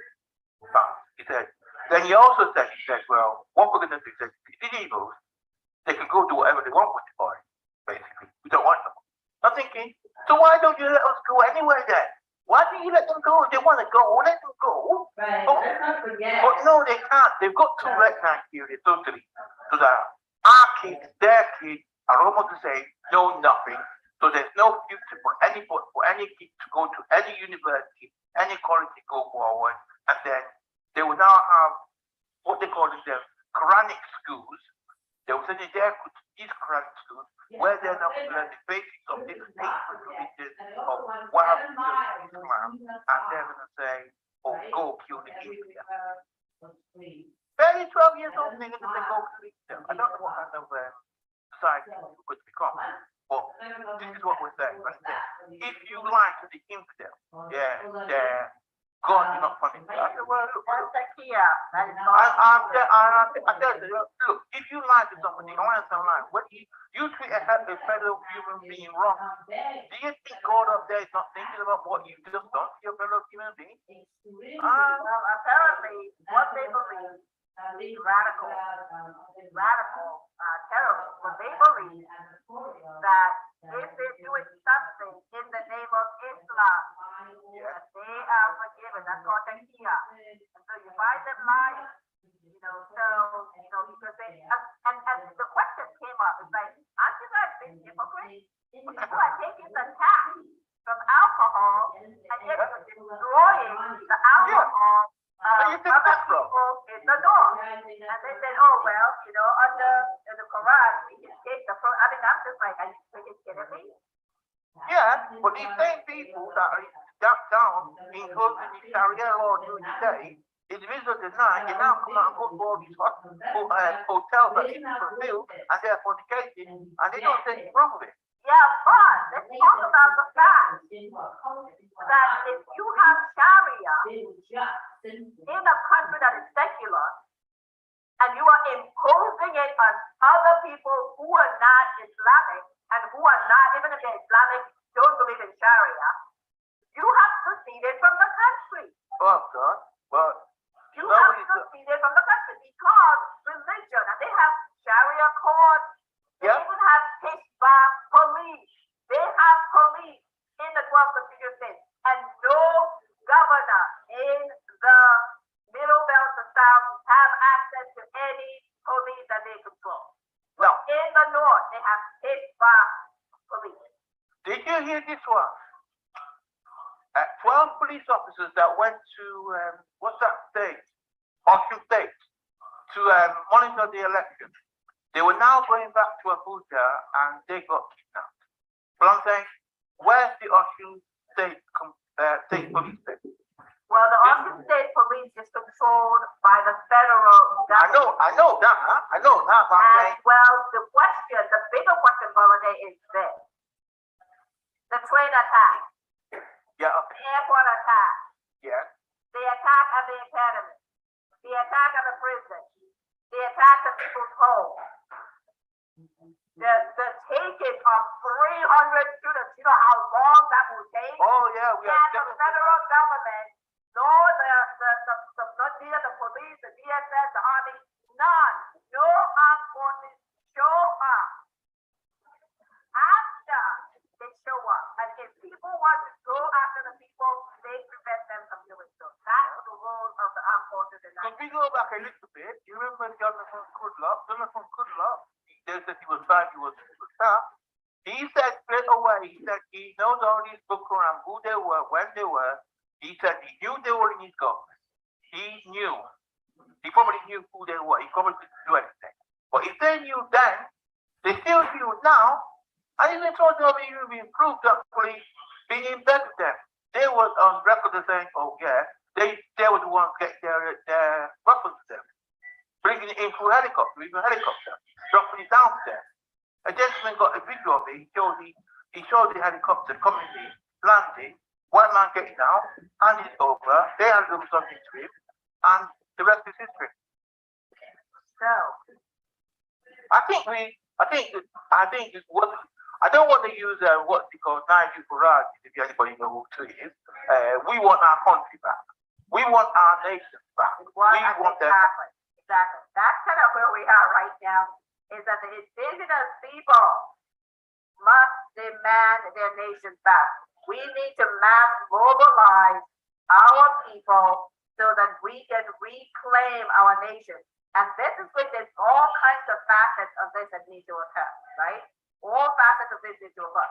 At this time, right, you know, we have the MENAS plan, which is taking down the Constitution, stopping the 2023 election because it just brings back the Constitution that we have a constitutional force majeure against in 2020, right? We need to make sure that we're making enough noise in the international space to insist upon the fact that those regions are sovereign nations. They were self-governing, they were autonomous, they had their own leadership, they control the assets and welfare of their people, and much more. They did not have to, the federal government could not speak into the running of those nations. They were a sovereignty. And so we need to focus. We need to focus on this. Because under the guise, and what we're talking about is that under the guise of the election fever and excitement, the Fulanization agenda is acting on. It is striking, and it is trying to come to a conclusion. So what should our governors be doing? Let's talk about, I'm going to go out here and talk about what some state governors are talking about, right? Because some state governors are now calling on their people to take up arms. This is a dangerous thing, but they're calling on their people to defend themselves. This has been necessary. This is necessary. Why? Let me show you why it is necessary. Because the federal government, the state government, have abandoned their people. You guys remember this? This is what the defense minister had to say a little over a year ago to indigents. Don't be cowards. Yes. These same defense minister and these same government is disarming, taking arms away from the people. Yes. But keeping it in the hands of terrorists. They are taking arms away and asking citizens to defend themselves, what, with forks and knives and spoons? Exactly. Against the people that they allow us to carry AK-47. Yeah. I mean, these are facts. Everything that we're talking about here, these are facts. This is what's going on. And Buhari had the audacity, and this is, yes, his audacity, to say that these people carrying the AK-47 are from Mauritania and blah, blah, blah. Okay, well, why haven't you stopped them? Why haven't you gotten them out of the forest, those criminal elements that were Salah Mohammed? Why haven't you stopped the bandits? So this is kind of where we're at, okay? So again, let's talk about self-defense. What do our people need to do, okay? What do our people need to do? Because these governors are talking about self-defense. And this is very important because we have to stay alive. We have a group of people who have come into our country and they are doing everything that they can to wipe us out. And I'm going to show that video before we end. But right now I'm trying to find the information where the federal governor there's another governor that called if was the law that governor amended. This is one state that all indigenous in every state in the alliance territory must demand that their governor put in place. We are the owners of all this wealth that they are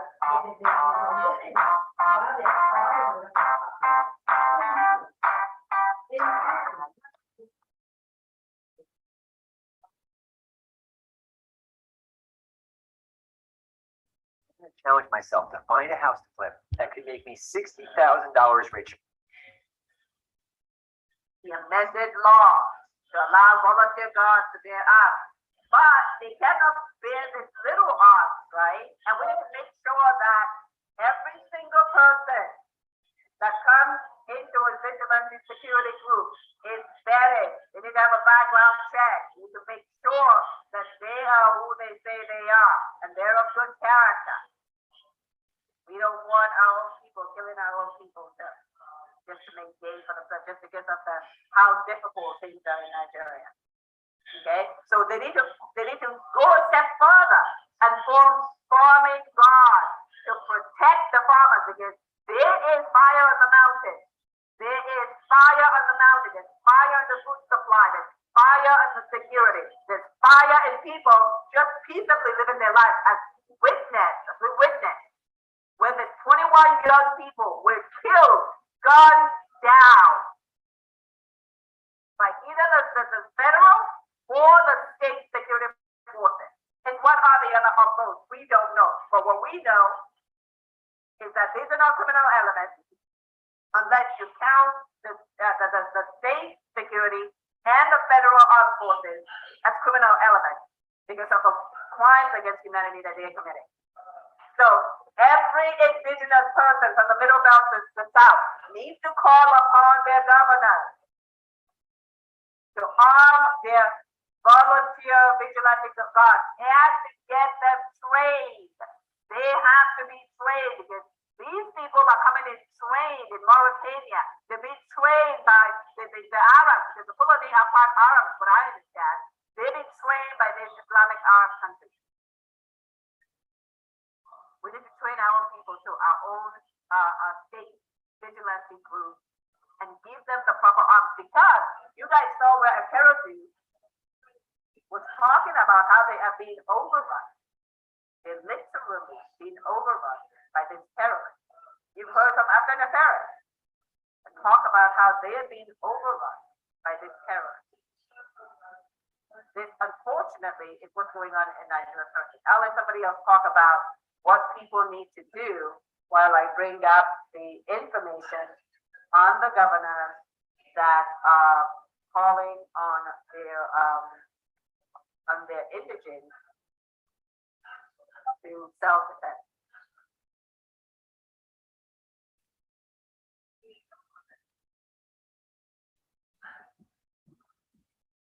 Honorable, I see you're still there. Yes, I'm here. Yeah, talking about self-defense. Talk about if this is something that is protected under Nigerian law, because we're talking about the fact, we've said this before, under international law, self-defense, when someone comes against you, against your life, against your property, against your wife and your children and your assets, you have the right and the duty to defend yourself by any means necessary. In the context of Nigeria, however, if the indigents are not allowed to bear arms to defend themselves, then should the federal government be sued because they are breaking Nigerian law by arming citizens while they were allowing terrorists to carry arms? Nigeria will protect the right. See, that's not policy of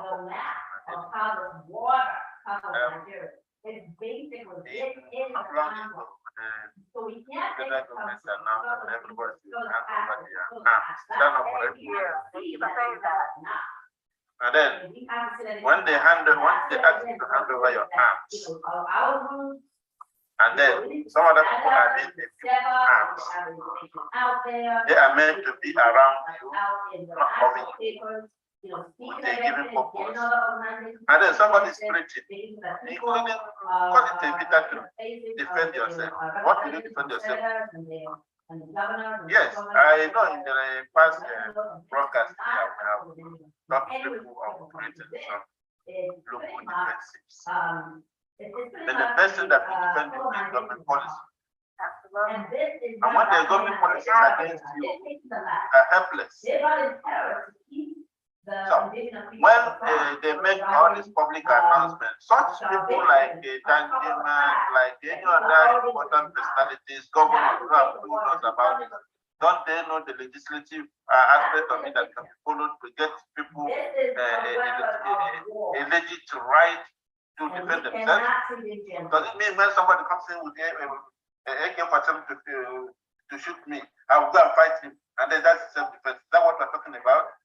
We have published our people morally. We published our people in security aspect, and thereby asking people, advising people to what they call it. Yeah, you can listen to that. So the issue of defend yourself still means hiding arms. Exactly. Yesterday, hiding arms, buying it illegally. Exactly. And then tomorrow, when a neighbor hears you shoot once, and if there are those people planted around you, they inform the same law enforcement agent that this person has arms. Exactly. And they want to search your house and take it. And then this is equality, public morality of defend yourself. They should help us to be able to, somebody who has been a defense minister, most of these governors, they should be able to let us know exactly the laws and then back it up. We need to put the laws in place. Excuse me. When police will come to search against me, whatever instrument I am having, making me naked, morally and mentally immoral, then how can I defend myself? In fact, the person, that I said is very clear. He said, they collude. What they collude. What simple means, it is the same government that will come and take what you have to defend yourself and allow those people who come to kill you. Absolutely. That's exactly what's happening in the Middle Belt. Absolutely. And they're finding their ways downwards. And it seems nothing is happening.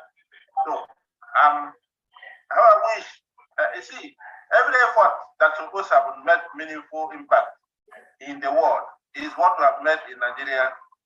But because some people feel that when you have what they call it, a dance in leadership, it seems as if sometimes they know, but they use that excuse. Sometimes people use ignorance or claim ignorance to be able to play against issues. So we declare constitution first majority in Nigeria. Simple means that people have rejected this constitution. Government that cares supposed to have listened to this. This is what happened not near us, South Africa. But remember that even Ghana was ruled by military government. Yes.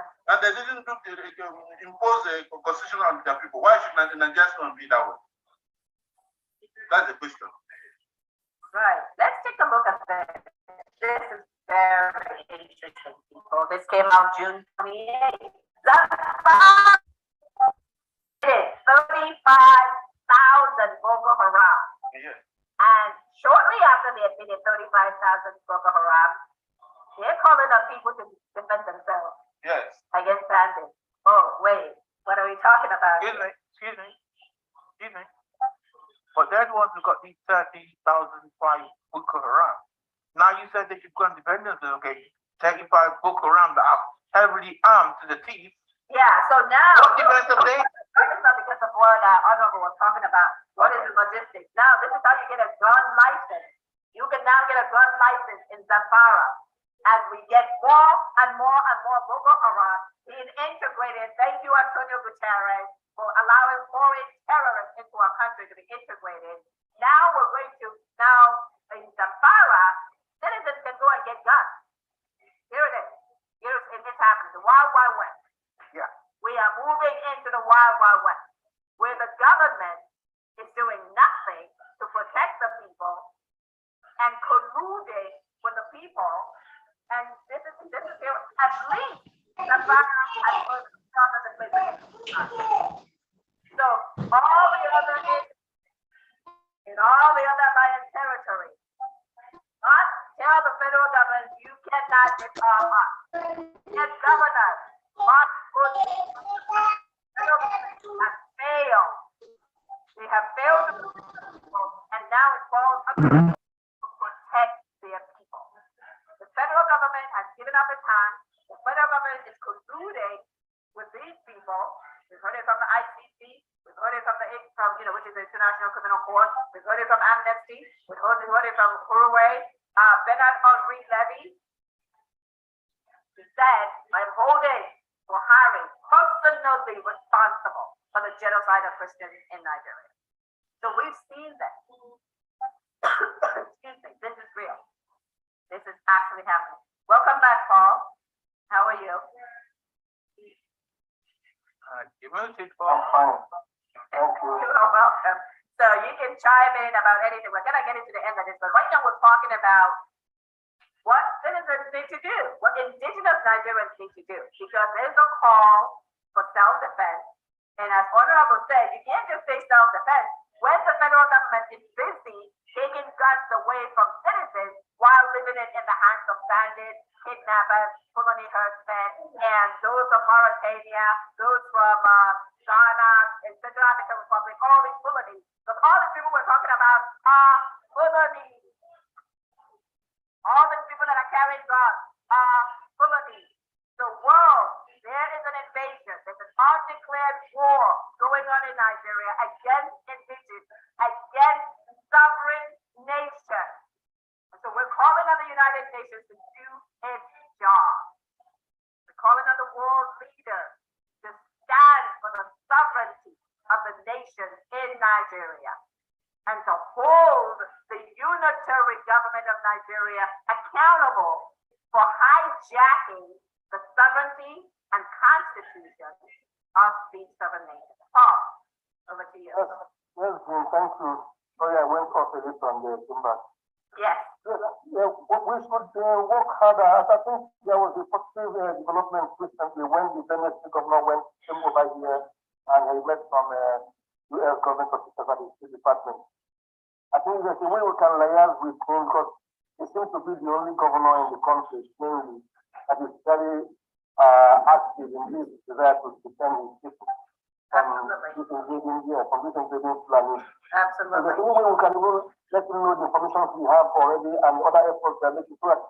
Because I'm sure he must have opened his channel. Now that he's going by next year and I'm sure he will want to be an advocate in pursuing this. That is one aspect. Then there's any way we can equally, like you said some time ago, we try to reach the UN and tell them that what he told him when he came to Nigeria is completely false.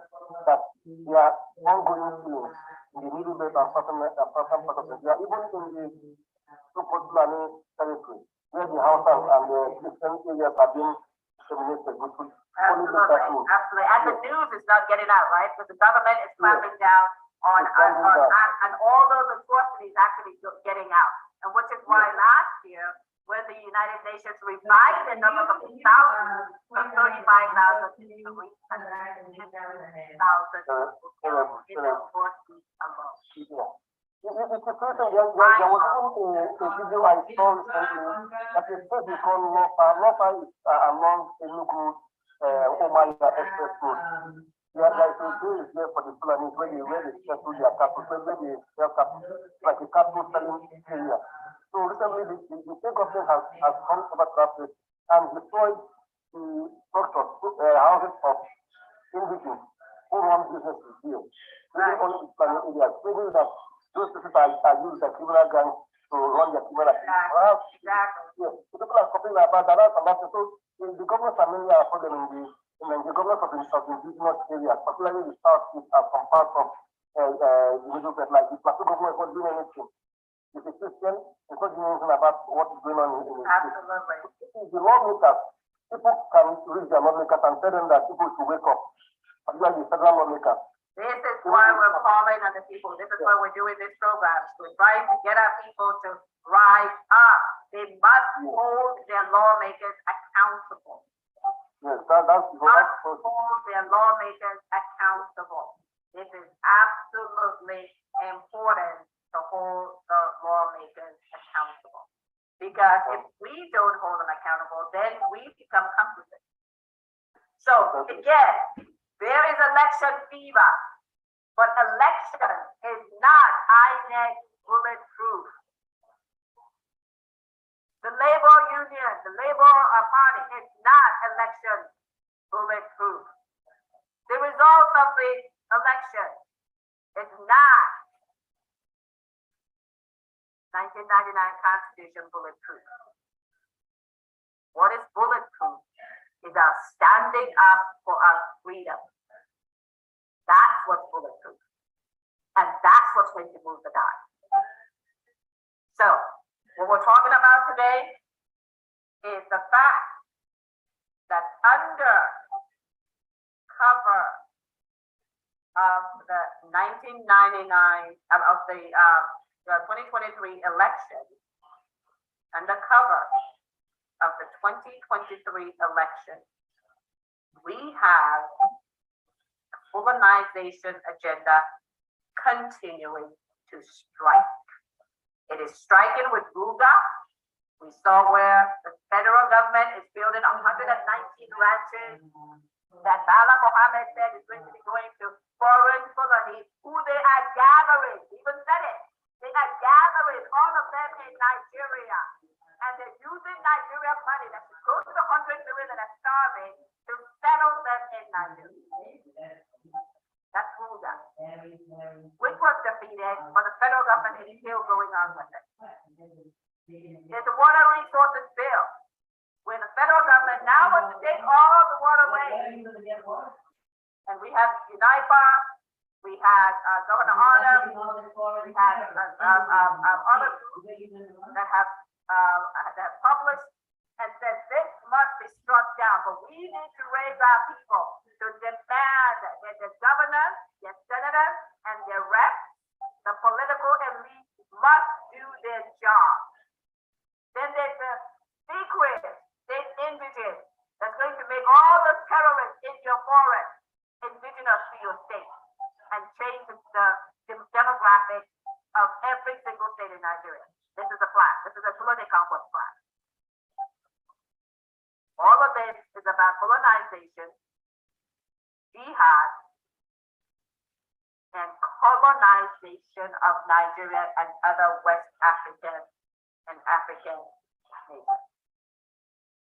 Under the cover of the election. My name is Ross Hamilton. I started a technology company because I got really rich from real estate really fast, and I wanted to help other people do the same. Fulanization agenda continues to strike. Okay, so we're coming to the end of this week's presentation, and I am going to give a couple of you guys an opportunity to say your final words before we close. Please keep it very short because we've talked about most of it. And I want to thank everyone for the contributions. I want to thank you, Paula Day, Okaraku, Noah, Paul, the contributions that you made to the discussions, because it's important for us to pull all of this together for our people. Because when you hear all the information going around, you don't necessarily understand how it all fits together. That's what we're trying to do. And I thank everyone for helping us to make that very effective. And again, just to know that this is Freedom from Nigeria. We are here every Saturday, 7 p.m. Nigeria time. Yeah. And we talk Thank about you. it. So Noah, you can go ahead and make your 30-second concluding remarks. And exhorting our people, while you are under election fever, Buhari is about colonization, conquest, and colonization of your future. And that's of your children. And we need to make sure that they understand that, and that they can do the things and must do the things they need to do to protect their freedom. Go ahead, Noah.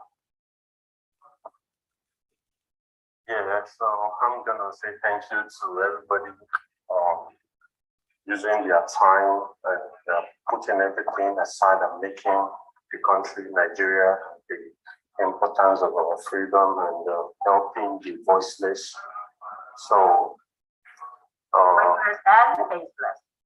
I'm faceless. So we are doing a great job. We are really doing a great job. When was the last time the United Nations come to the aid of anybody in Nigeria? 5 pages. They sanctioned the federal government of Nigeria on the penal code. Penal code. immediately, effectively release Nnamdi Kanu. That is how much the international community voice has been heard, and we can do more. If we can be getting all this type of the same thing happening with Showore from the Congress, you know, and we just gonna say thank you to everybody and just continue doing what we need to up our game. We need to up our game because it's working, but we need to up our game. it is working. Yeah. Yes, I am happy. I won't lie. I'm not gonna lie. Yeah, getting Well, we're going to be looking at the next month or so. We're going to see a lot more things happening because we've got a lot of things planned to really start moving this time. So thank you, Noah. You're welcome. Alright, the final 30 seconds. Yeah, again, my appreciation to everybody's time, energy, zeal, contributions.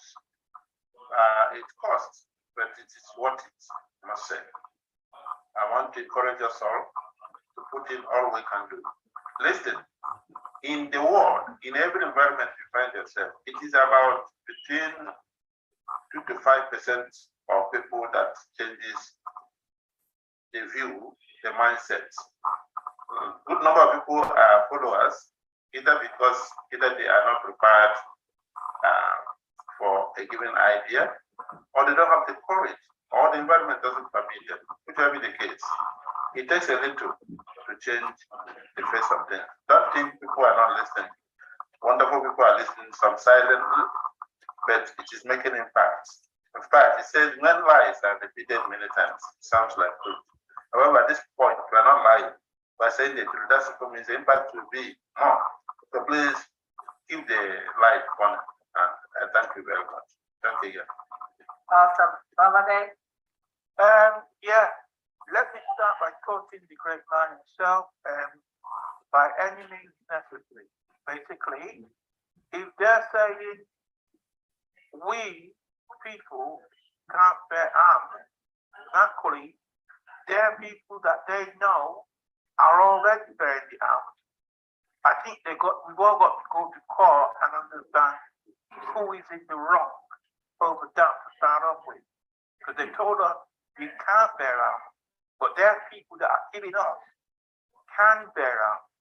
And we should now find ways to protect ourselves and protect our land and our families. Because these so-called Fulani, who were, like you said, they are just invading us in our land, and they want our land no matter what. They have said that their grandfather, whoever he was, Sandampodio, had willed this land to them, a land which they never got onto, they never got halfway conquered it, but they want to tell us that between them and the British, they have stitched it all up and it is there. Well, actually, it is not there and can never be there. We have to fight to the end to make sure that they do not succeed in their evil plan. Thank you very much. Again, thank you everyone for being a part of this. We are bringing information all the time to our people, bringing it all together so that they can see exactly what's going on and take the appropriate action. As you can see, the governors in the Middle Belt are now putting processes in place to arm their people, and we should not have gotten here. If a federal government spends $1 billion, more than $1 billion, in additional firepower to protect the people and is unable to do so, the United States government should not be approving an additional $1 billion, especially when the International Criminal Court has made it clear that it is these armed forces that are committing crimes against humanity, rising to the level of war crimes against its people. Even the UN has talked about the extrajudicial killing and provided the proof to the International Criminal Court and to the world about what the Nigerian armed forces are doing. This Nigerian armed forces that is led and controlled by a Fulani government, and these are migrants. These are migrants. And this is the message out to Antonio Guterres. It is unconscionable and egregious. And we are only assuming that you do not have the fact that these insurgents, as you call it, are not Nigerians. They're foreign terrorists that been brought in under a federal plan called Ruga that was rejected by the National Assembly, but they are still carrying it forward. We have sent you the link to that video. If you listen to it, that will tell you exactly what's going on. Levy. We have sent you that link. That's independent. He's a French philanthropist that did the independent study showing that the Buhari government is complicit.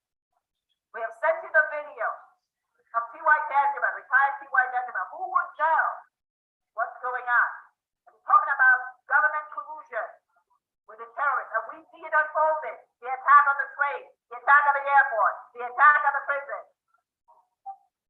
and all other attacks where the federal government armed forces are active. And then when they arrive, they stop the incident. We see the federal government disarming the people while allowing, they have not once issued a law saying that all these bandits and kidnappers must be disarmed, all this Fulani herdsmen. They're claiming that the Fulani herdsmen need the arms to protect the cows when the Fulani herdsmen are killing human beings. Human beings are being killed for cows. We're not talking about the Trojan horse anymore. These are the Trojan cows. The Nigerian cows, I'm sorry, the Fulani cows being brought in to overrun Nigeria and other African countries. Let's not forget that they took over Central African Republic. Let's not forget all the other countries where this is going on. The last thing that I'm going to say is this. Herder-farmer conflict narrative is complicity. Anyone that uses that term is being highly disingenuous,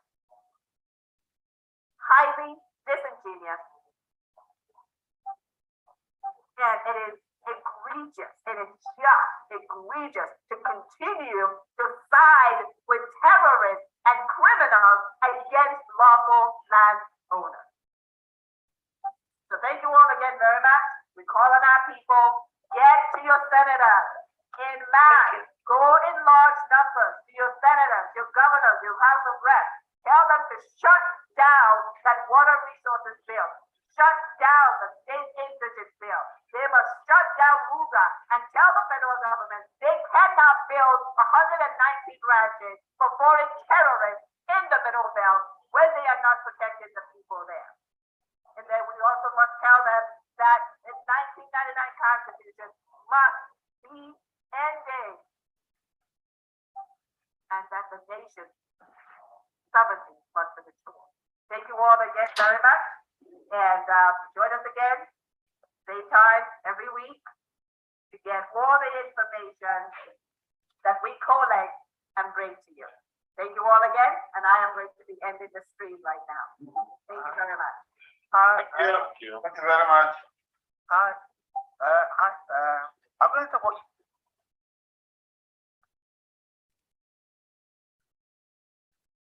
Thank you, everyone. That was a rebroadcast that we had back in July that had a lot of information about what's going on in Nigeria and the fact that the citizens, especially the indigenous Nigerians, need to rise up.